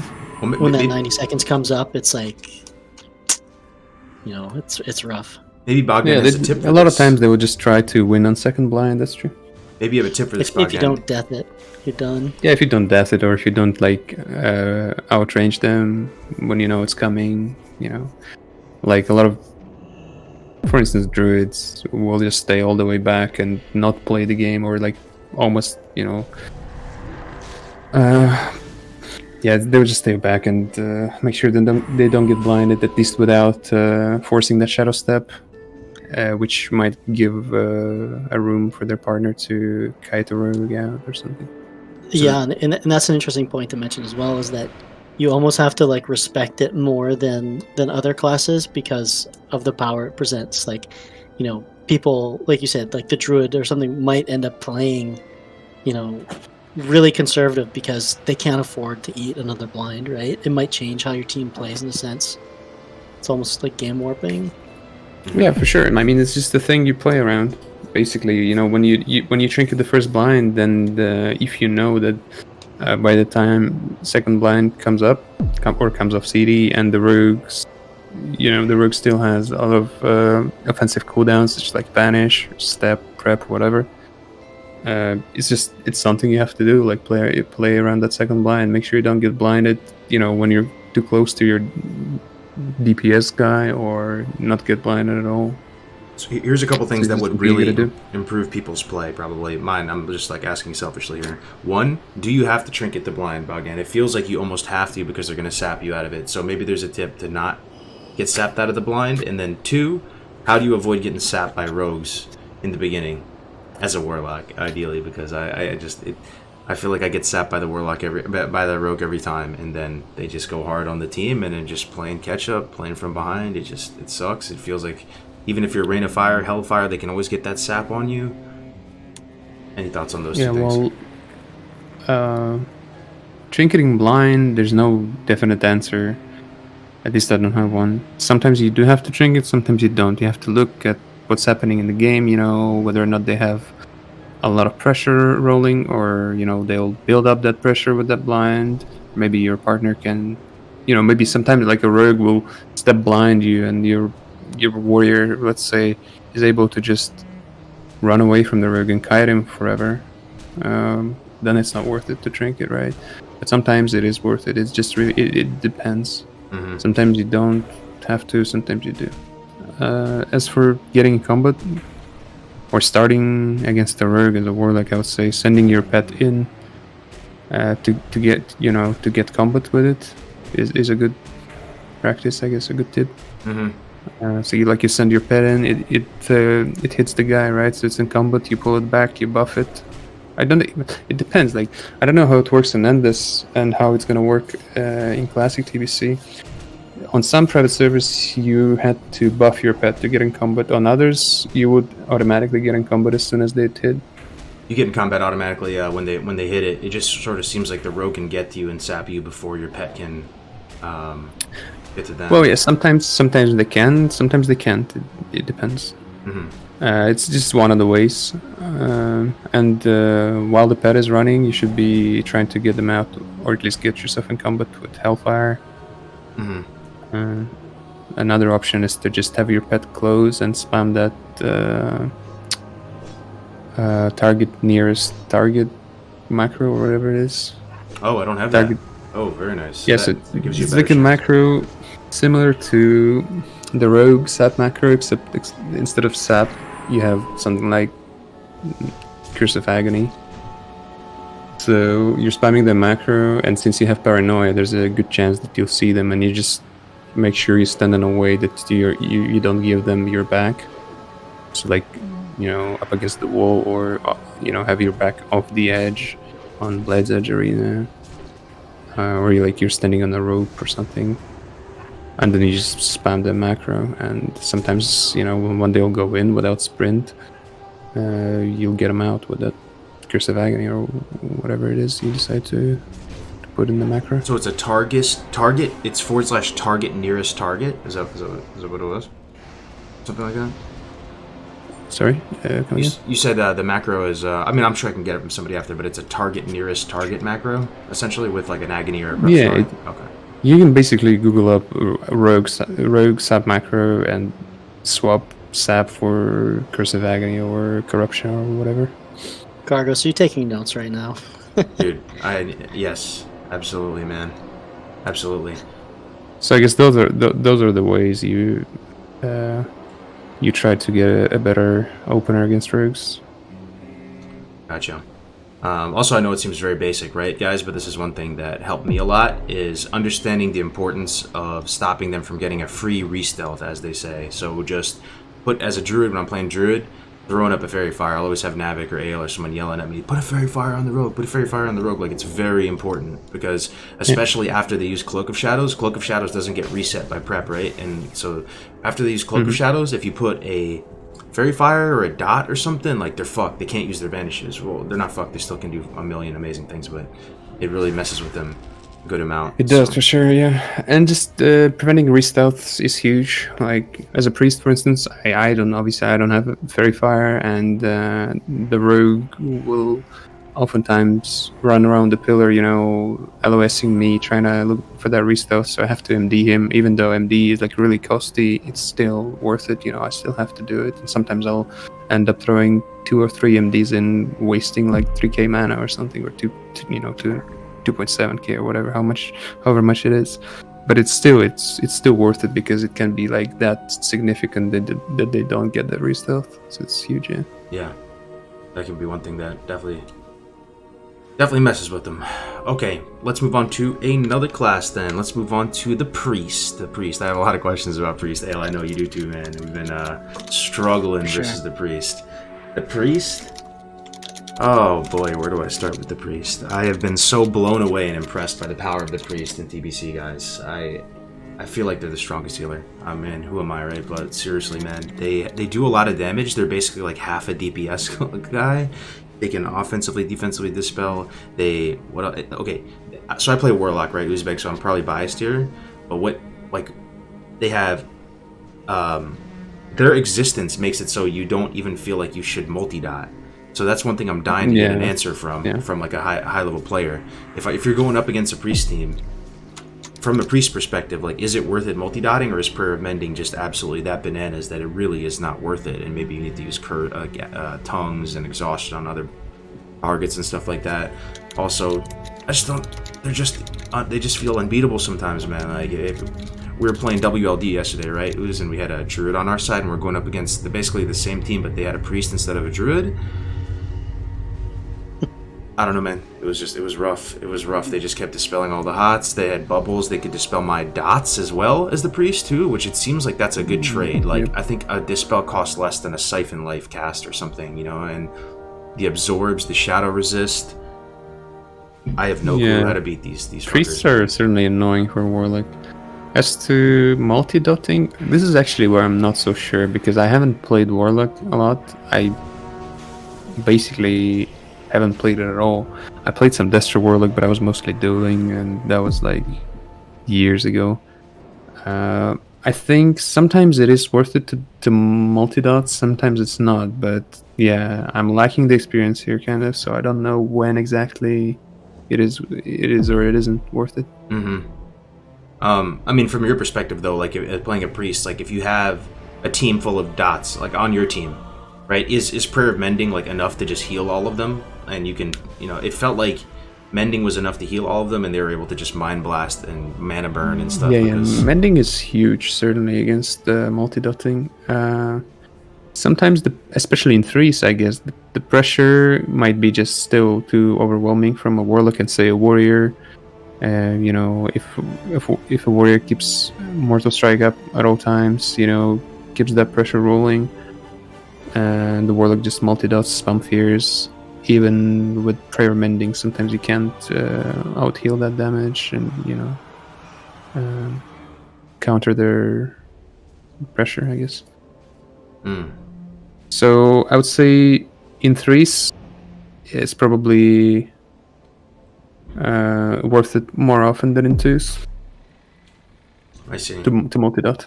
Do you feel favored playing a priest against the druid if you see a druid here on the other side? I mean, there's probably a lot that goes into it, right? But maybe generally speaking, or not? Or is it the opposite? Against the druid? Not really.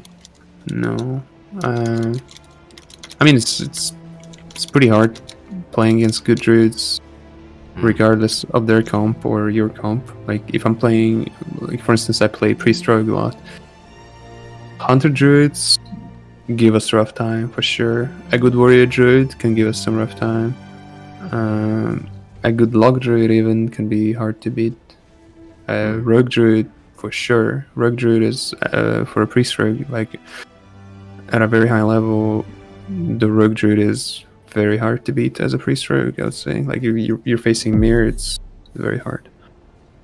And like right now in the scene, we don't have too many players playing at that same level that Mir does. Probably no one actually is playing at that high level. But I think when we step into classic TBC, if those top level players from retail decide to stick around and just get really good at the game, I think it's gonna be kind of rough. But yeah, druids, no, it's I definitely don't feel like it's easy to play against good druids. Okay. No. Okay. Good to know. Do you see any we should probably be talking about the pros of priests, but I'm so interested in their weaknesses because I feel so hopeless playing against them, man. Like, how do they? It seems like they're not even really casting heals, but they're able to keep the whole team up. Like, they're not even casting anything. Like, it's just absorb, renew. Sometimes they don't have to cast at all. That's true. Sometimes keeping their hots is just enough. Power shield, renew, palm on CD, combined with offensive, dispels and keeping the dot up, doing some damage. Fiending maybe early for extra pressure and mana conservation. There's things they can do. They have basically a bunch of instant casts that are strong, and that's true. A lot of times they don't have to cast at all. So it's not really that worth putting tongues on you then if you're a priest. Like, what is the nightmare for you when you're playing priest? So if you're fighting, like, what is the other team doing that you're like, oh my god, these people know how to play against priest? I need the kryptonite, man. Are we talking, playing against the warlocks as a priest, or just any? Just against anything. Like, what goes wrong for you as a priest? Like, like, as a shaman, you put tongues on him, right? Like, there's kind of an easy one for that. Or paladin, you put the tongues on him. That's really interfering with their game plan. With a priest, against warlocks, for instance, Curse of Tongues is certainly annoying. If they're putting out a lot of pressure on my rogue, for instance, or on my warrior or pharaoh, whatever I play with, and they keep Curse of Tongues up on me, as soon as I've cast that last instant heal, like, whatever it could be, renew or prayer of mending, I'm at a point where I have to cast, and if I have Curse of Tongues up at that time, things get spicy, I guess. Things get scary there. You get scary. Okay.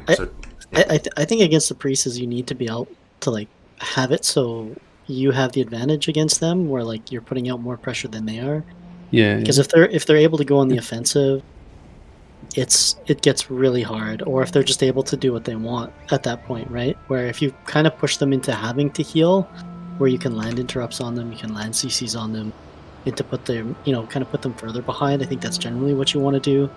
Yeah, I agree. Same with like, it's harder, to catch them in fear, for example. But like, if you can dispel their fear ward and get a fear off on them, and the same thing. I think pressure is really important. Combined with CC, which is like kind of stating the obvious, but I had played a little bit of priest, like obviously nowhere near level as Bogdan, but those are the things that I found to be really tough, is when there was a lot of pressure being put out that we weren't able to peel for the DPS. A lot of times I felt like it wasn't even me. Like, pressure on me seemed to be fine, I was able to, with my cooldowns, generally stay alive with my teammates peeling, but it would be heavy pressure on one of my teammates, then getting interrupts and CCs or, tongues on me, for example, and not being able to, get out of those. That would like put us behind and end up leading to losses. I see. Another thing too, I'm trying to really put myself in the priest shoes. I feel like it might be tough. You might feel like you can't peel for your teammates. Like as a healer, sometimes if you're a druid, I'll be like, "Yo, the rogue's on me," and he'll like either cyclone him or roots the rogue off me. That was probably a strength of a druid I'm thinking about, because a fear doesn't hit the same. There's fears all over the place in arena, and everybody's freaking. You kind of got to go. You got to go into the fray to use your as a priest, right? So you kind of open yourself up to being a little bit at risk. I think if you go into fear, you kind of got to be careful to, not eat a CC or have them swap to you. Like, is that something you're concerned about a lot of times? Well, yeah. Sometimes you don't want to push out for fear because you make yourself vulnerable to CC. That's true. Like against the rogue mage, for instance. You're forced to stay at the pillar, but fear is one of the few peeling, I guess, options you have as a priest. Mind control is also there for you, but I feel like mind control is rarely used. It's such a long cast, they can just line it or reflect it or interrupt it, and it also costs like 900 mana. It's you can't really spam that a lot. Who survives longer? So right? Yeah, generally, your best way of getting out of those situations is not to get in those situations in the first place. Like, do not fall behind and try to stay ahead and have the upper hand in the game. Keep the pressure up. That's how you usually do it. But against some classes, fear is actually quite reliable as a way of stalling the game or peeling, resetting, whatever. Like against rogues, for instance, you can just spam fear rogues when playing against rogue druid, for instance. It helps, And there's going to be probably a lot of dwarves going into TBC this time around, and they do have chastise, which is a little bit. Yeah, it's a little bit of a additional utility to either make distance for yourself or to be a gap closer for you. Like I know there's been times on druids where I've used it and then see them spin and get in range to be able to fear them. Mm-hmm. Yeah, it can be used in that way for sure. Chastise is pretty good. I like that spell. It sometimes you can prevent the enemy DPS more often. Prevent them from kiting your teammate, for instance. Like one big question. With a rogue and sorry, go ahead. One big question I want you to settle: dwarf or undead as a priest? Say in an RMP comp, what do you think is the top? Does Will the Forsaken trump that? I think Will of the Forsaken is really, really strong in priest rogue and RMP. Other than that, if you're not playing with a rogue, dwarf is actually a very good choice for twos, at least. Like, for instance, if you're playing priest warrior, double dwarf is going to be much better. If you're playing priest hunter, again, double dwarf is much better. Priest warlock, dwarf is better, in my opinion. Just dwarf is basically better for every comp except priest rogue and twos, and except RMP and RLP and maybe double healer comps in threes. Dwarf is better. From a roguelike perspective, the dwarf priests are so hard to kill, man. They're hard to kill, but they're easy to CC, though. Yeah, it's easier to CC. It's true. But they do have fear wards still, right? Because all priests get fear ward in TBC. They still have that shadow resist. They still have trinket. So they do have some stuff. Prayer, yeah. They do still have a couple different layers of fear protection. But it's like when you're trying to kill the priest and you're roguelike, it's like another 2 cooldowns you have to get through, kind of, because they have stone form through all the poisons. That's why you usually don't do that. You usually don't try to kill the dwarf priest as world rogue. which is crazy, right? The ratios really do affect the strategies, right? So Yeah, of course. it's like first you look at the classes, next you look at the races, and then you make a determination on what you want to do.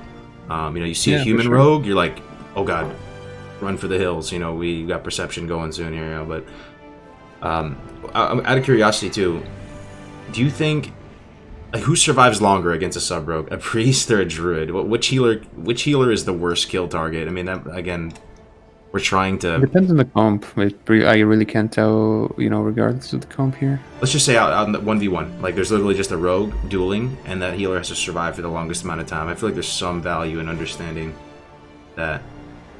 I think the druid can survive longer. Okay. 1v1, like in a duel, the druid should survive longer, or maybe they, at least survive for the same amount of time or whatever. The amount of time. Yeah, I think But I think the druid's druid, having- the druid is able to survive longer usually. Because the see. priest, Yeah. as a priest, like when you're dueling a rogue, for instance, you basically have to make it to until the third fear. They will your first fear, they trinket the second one, and if you make it till the third fear, the duel is won usually. Whereas with druid, they can survive longer and not necessarily beat rogues, but they have a chance. But I think there's no such what would I call it? What should I call it? I don't know, man. There's no such thing as I need to survive until this point and I'm good. Mm-hmm. You just survive for a long time, I guess, and do some damage gradually, slowly over time, and maybe you can kill. Not really, but I guess I'm just trying to you can build try. an understanding of who the tankiest healers are and like how viable they are as kill targets. Because sometimes you go on the priest and they have pain sub and all this, and they feel. Well, I mean, if almost we're talking unkillable. tanky healers, something like a shaman will be a much tankier option than a priest or a druid against a rogue. Why is or that a though? See, paladin. that's counterintuitive right there because the shaman has to cast everything. They don't have But a pain suppression. Why would? And maybe we should use this as a moment to transfer into shaman too. That is very interesting. Why is the shaman hardier than the others? well, they have more armor to begin with, True. so they're taking way less damage. They still have that earth shield, and it's kind of hard to actually land the kill on the shaman because they have that talent as well that procs when they're low HP guardian something. I forgot what it's called. Nature's Guardian, or I don't remember exactly what it's called. Yep. So basically, when they're under 20% HP, they'll get healed like every 6 seconds or something. So since you don't really do much damage to them as a rogue, that the healing from that talent is actually sufficient. It's kind of hard to finish them off, and Interesting. they can eventually juke you. Even if they don't juke you and they get kicked on cast, the interrupt effect is shortened on them because of a talent as well. They have a talent that reduces silences and interrupts by 30%. Interesting, man. So all that makes shaman a very tanky healer against the rogue. Much tankier than a druid or a priest. Wow, I did not know that. See, I don't really know much about shaman comparatively. I just thought they were kind of weak looking at him. The fact that you can just cripple him so heavily with tongues, and I had my fell hunter killing all their totems and stuff. But yeah, Well, I mean, I'm talking strictly duels or Yeah, strictly 1v1 duels. situations in arena, for instance. how do you feel about shamans in arena though? Do you think shamans? Maybe people are so in classic. People were sleeping on shamans, right? A lot of shamans were. People had low expectations for their performance in Classic, and historically, looking back to Vanilla, I don't think LD Shamans in particular were played to the extent that they're played in now in Classic. Could Shaman be a sleeper in the TBC arena? Do you think they have potential to be, playing in Gladiator level comps and stuff, or no? I mean, playing on Gladiator level, sure, why not? Because Gladiator level is, it's kind of a high level, but it's not the highest level still. So you can play any class at that level. I feel like literally any spec you could play at that level. I think come TBC Classic. Well, that's awesome. That's cool news. Any spec you could play at Glad level if you're a good enough player. But I mean, yeah, you gotta Yeah. play good. Yeah. Let's not forget that. It's not like any casual player can just jump into it and play shaman to blood low. It's not what I'm. But I'm playing here. you're saying Mir and you could hop on Ret Pally and an elemental shaman and get glad, you think, if you really tried? I think so, but I'm not entirely sure. But I think so. Yeah, that's awesome. No, it's not even about us. It's just any good player, I guess. It's not that there's something like inherently special about me or Mir. Like, Maybe about Mir, Sposobny, but not me at least. Like, the one shaman, I think his name's Sposobny. Yeah, it's a Russian guy, a friend of mine. Yeah, he's always very strong. He plays with a Ret Pally, usually as resto and twos, and it seemed like he was pretty much the only guy. Well, I know there's been a couple enhanced shamans along the way as well that I saw, but I think with good players, definitely they're strong, especially against certain comps, depending on what the meta is. Yeah, I mean, I don't necessarily feel like shamans are like slept on. People know that shamans, have strong comps. People know that red shaman is a very strong comp in twos, right? Generally speaking. People know that like warrior shaman can be annoying sometimes. And they every now and then they see something like shaman warlock, which is also a decent comp. But not too strong, unfortunately. So to put it plainly, red shaman is a very strong comp, basically the strongest comp for red and the shaman in twos, in my opinion, and well, I'm pretty sure that's just facts. Somebody said that was the number one comp on one of the big private servers. It might have been Endless or something. Ret enhancement shaman, or sorry, Ret resto? Ret resto. Nah, can be. It has to be red resto. Red resto. Oh, that sounds pretty spicy. It's a very strong comp, yeah. Very like reliant on RNG, but Wind Fury and procs, but when they pop off, actually, they do a ton. Yeah, they don't rely on RNG all that much. It's just that they need that RNG to land the kill oftentimes. And the thing is, if they're good, they can, just turtle around fishing for that good RNG until they eventually get it, making sure they survive until that moment. And then boom, you're dead on a global. So I'm not understanding the RNG aspect. There's Wind Fury, which is static 20% to do double. Is there some other RNG aspect to this that I'm not understanding? Well, there's Wind Fury. Then there's Seal of Crusader RNG as well. Seal of Crusader, okay.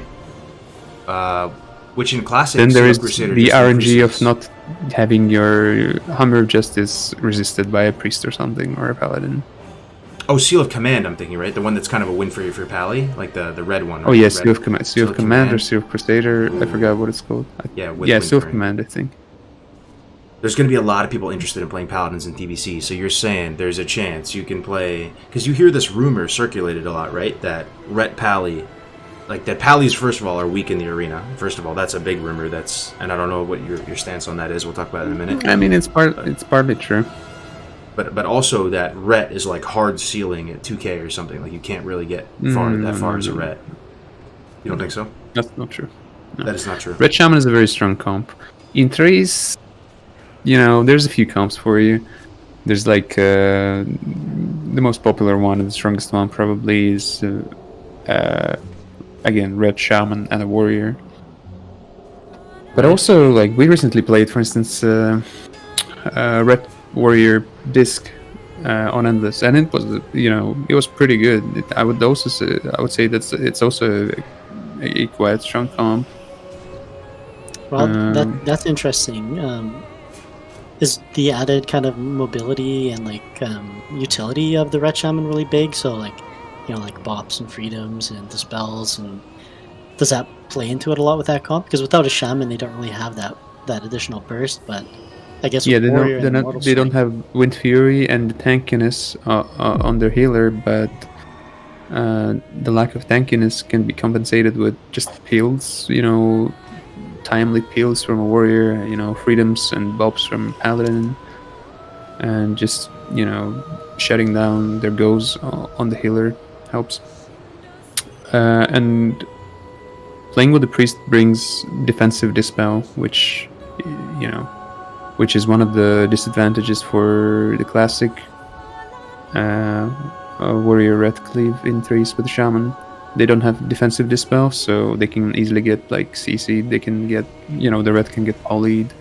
I mean, they have a dispel, but they don't have the dispel on red, so the red can get feared. I mean, not really feared, but they can get polyed, and they can get CC quite a bit. Playing with the priest,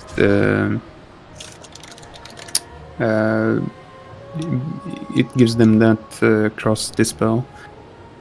It's kind of good. Also, priest still does, some damage, and you're able to put out a lot of pressure with the priest still. It's an interesting comp. I'm not sure if it's better than the one with the shaman, but it's certainly a decent and a playable comp. It has potential. Yeah. Yeah, for sure. Interesting. For sure.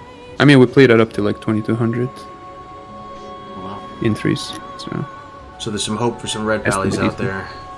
That's pretty cool. Yeah, I mean, there's probably more comps. There could be something like Disc, Red Rogue. I haven't seen that comp much, but it doesn't necessarily mean that the comp is unplayable or bad. Maybe if good players were to play it, they could make it work. I can totally see that.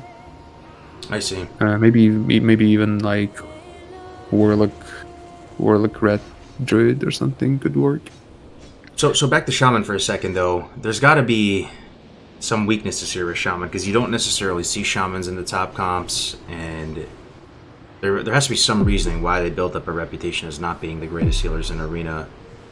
Like what is the flavor of the Shaman healer? Like what they are the have problems? to cast most of their heals. That's the main issue, I think. Even though they have some ability through Ghost Wolf, they have to cast. They have to hard cast. I mean, their heals. Yeah, you definitely see them become stronger healers in Wrath when they get the Riptide, I think, the instant cast. Yeah. But I played in TBC originally. I played a lot of Shaman in Season 2 and Season 3, like Shaman Warlock 2s, and then Shaman Warlock Rogue in 3s. And that's pretty much the biggest issue that I was having, is that you often will eat a counter spell because you need to cast even a lesser healing wave or something. And if you don't, grounding it, you end up eating a full counterspell, right? Where priests, for example, they have mending, they have shield, they have renew, they can even peel potentially with a fear or something. With shaman, that's a lot tougher. I guess frost shock a little bit, but yeah. I mean, you don't really have much peeling potential. I mean, you do have the AoE totem, Earthbind totem. But yeah, you're just so susceptible to interrupts and CC. I think that it's and Curse of Tongues too. Curse of Tongues is huge against shamans. Yeah, that's really that just disables your class essentially a lot of times. Right, because you end up having to cast with tongues. Yeah, and the warlock, if he's good, the warlock can just hold his counter spell forever, and you're in a position where you have to cast, but even your lesser healing wave is 2 second plus, right? Maybe you play with the mage though. You're just super afraid of getting spell locked, and so you try to juke it, and he doesn't fall for it, and so you just keep it. They keep it forever until eventually their teammate dies. Yeah, and then you do have pushback as well, because your healing focus talent only gives 70% pushback, so you can get, even a little bit of pushback on that if they have their pet on you. Oh, but you also have one thing that's really cool about Shaman, guys, really, really cool, is that Earth Shield gives you an additional 30 or something percent pushback. So with your talent and Earth Shield, you actually have 100%, which is cool. But it has to be on you, the Earth Shield. You can only have it on one target, which is pretty cool. But hold on, is there any oh shit button for Shaman? You don't have a pain suppression. Just Nature Swiftness, I guess, and to a lesser extent, Nature's Guardian, right? Because that's that self-proc on you if you're below 30% health.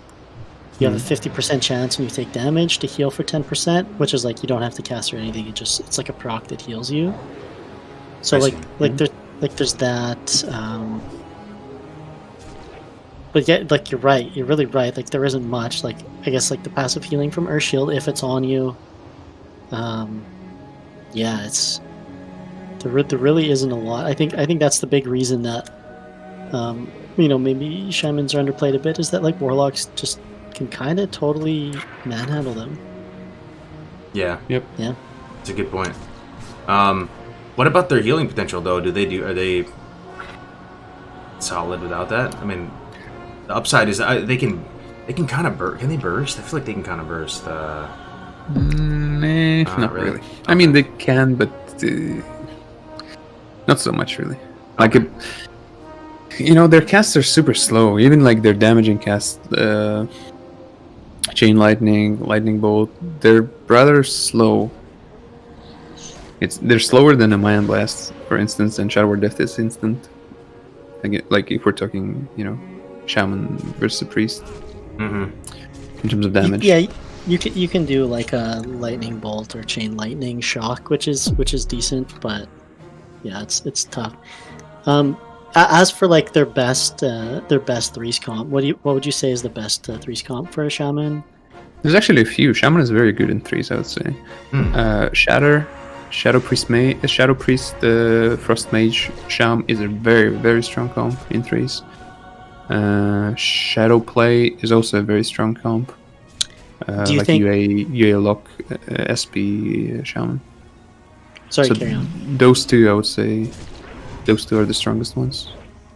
And can those two comps, can they hang with like RMPs and things like that? Like, do you feel like they're... Shatter totally can. Shatter actually countered the RMP in my opinion. Oh wow! We had a very hard time against that comp as RMP. We still managed to win more games than we lost, all in all. But it was like we won 5 games and lost 4, or something like that. It was very close. And I feel like if we played against a really, really good team, a team that would be, playing at the very high level or at the very highest level or whatever, we would probably lose the series. And that's not to put down the team that we, played against, but it's just the way. It just shows that there is potential for that comp at the highest level. Yeah, the comp is really good. What about that team we played yesterday? Maybe we could tell Uz about that. It was Ellie Shaman and Frost Mage, and what was the other one? Priest? Shaman. I think isn't that the comp you're talking about? Yeah, like a wizard cleave. Okay. No, I mean if you mean me, I talked about Frost Mage, Shadow Priest, and Rest Shaman, but Frost Mage, Elisham, Disc can also work. I guess it's not as strong, but it works. It works. I guess you can get maybe like 2K, 2.1K with it or something. Okay. On private servers. I don't know how things are gonna look on TBC Classic. How high the ratings will be. How high the the highest rating will be and shit like that. So it looks. Sorry, I'll go ahead. Yeah, I was gonna say like Elemental can definitely like push out a lot of damage. It's something that you gotta respect a little bit at least to, not die inside their bloodlust. Like obviously you playing a priest, like being able to dispel everything and kind of keep that down is fine. But once lust goes up, you definitely have to be careful not to get bursted. Yeah, the shamans do have some burst. Like Ellie shamans for sure have some burst.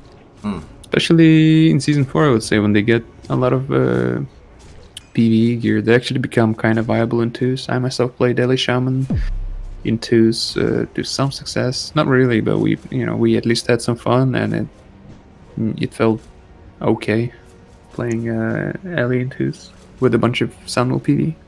Sunwell PvE. Interesting. Gotcha.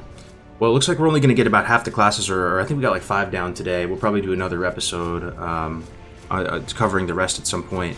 But I do want to close up. Think of if there's any other things too. If you want to say to the people, tips, tricks, advice going into arena. A lot of people will be going into the arena for the first time.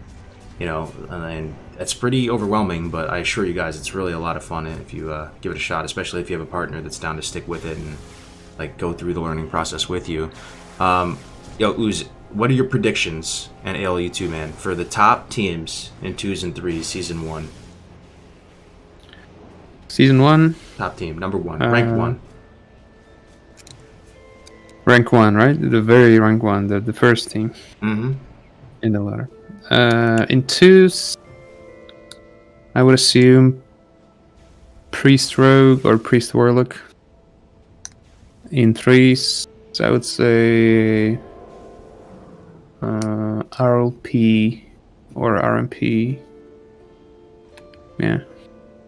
RMP or RLP, so Roguelock Priest or Rogue Mage Priest. A lot of rogues, a lot of priests in that list. I don't blame you. That's. I mean, they're really strong in season 1. Yeah.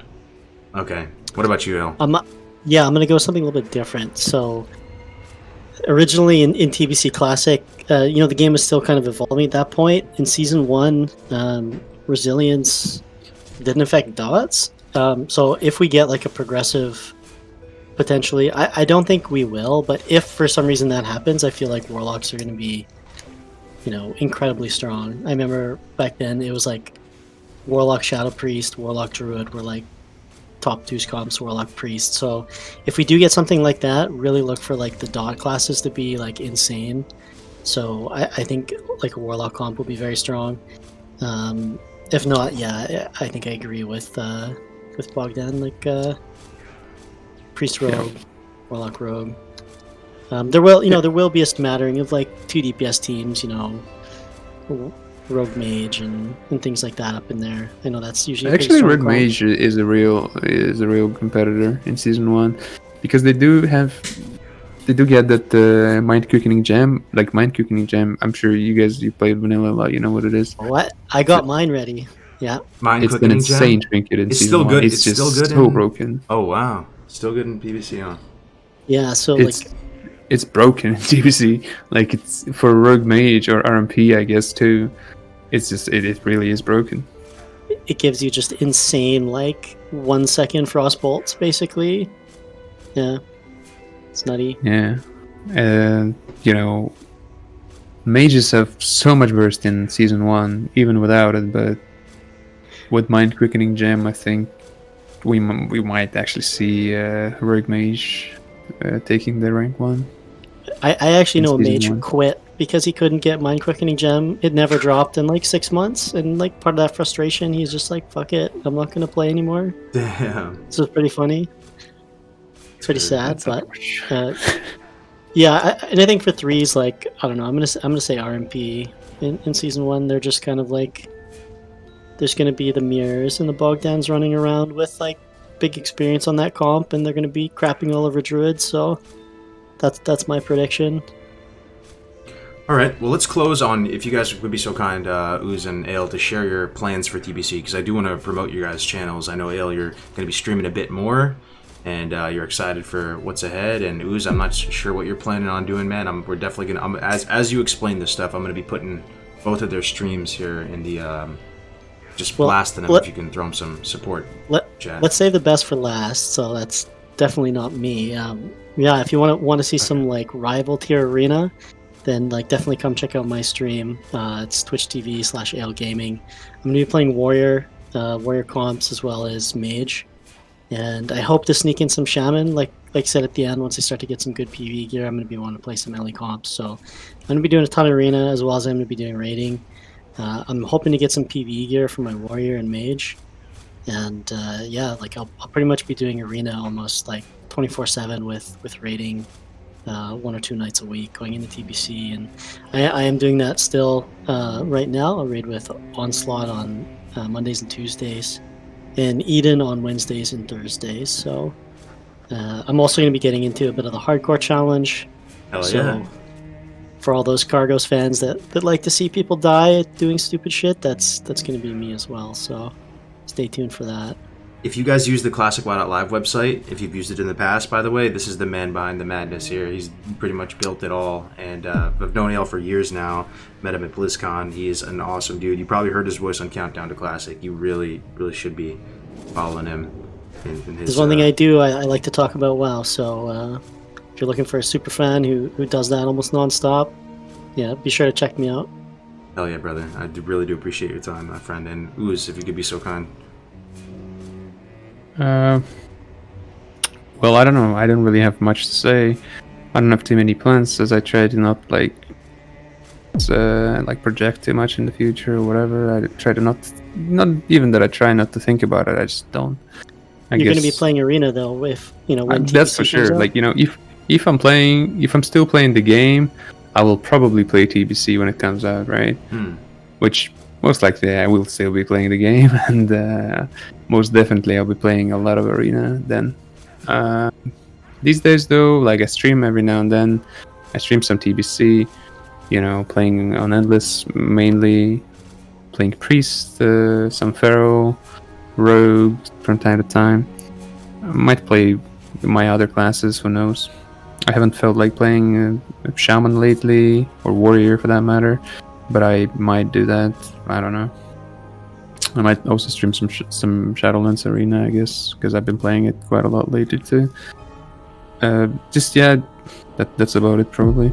His partner, he was doing games earlier with Mir, one of the best rogues on the planet as well, and they were doing games against Ozzy and stuff. Like, that's just a casual day for him, man. Just a day in the life. So, just high-rated, amazing, quality play. So, definitely check him out, folks.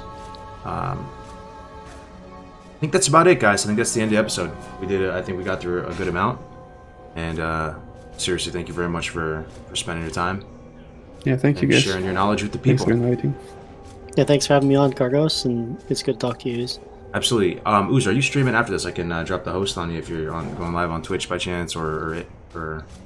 Nah, I'm probably gonna go chill now. Chill for a little bit? Yeah, are you streaming or no? Not yet, no. Not streaming. Okay. Gotcha.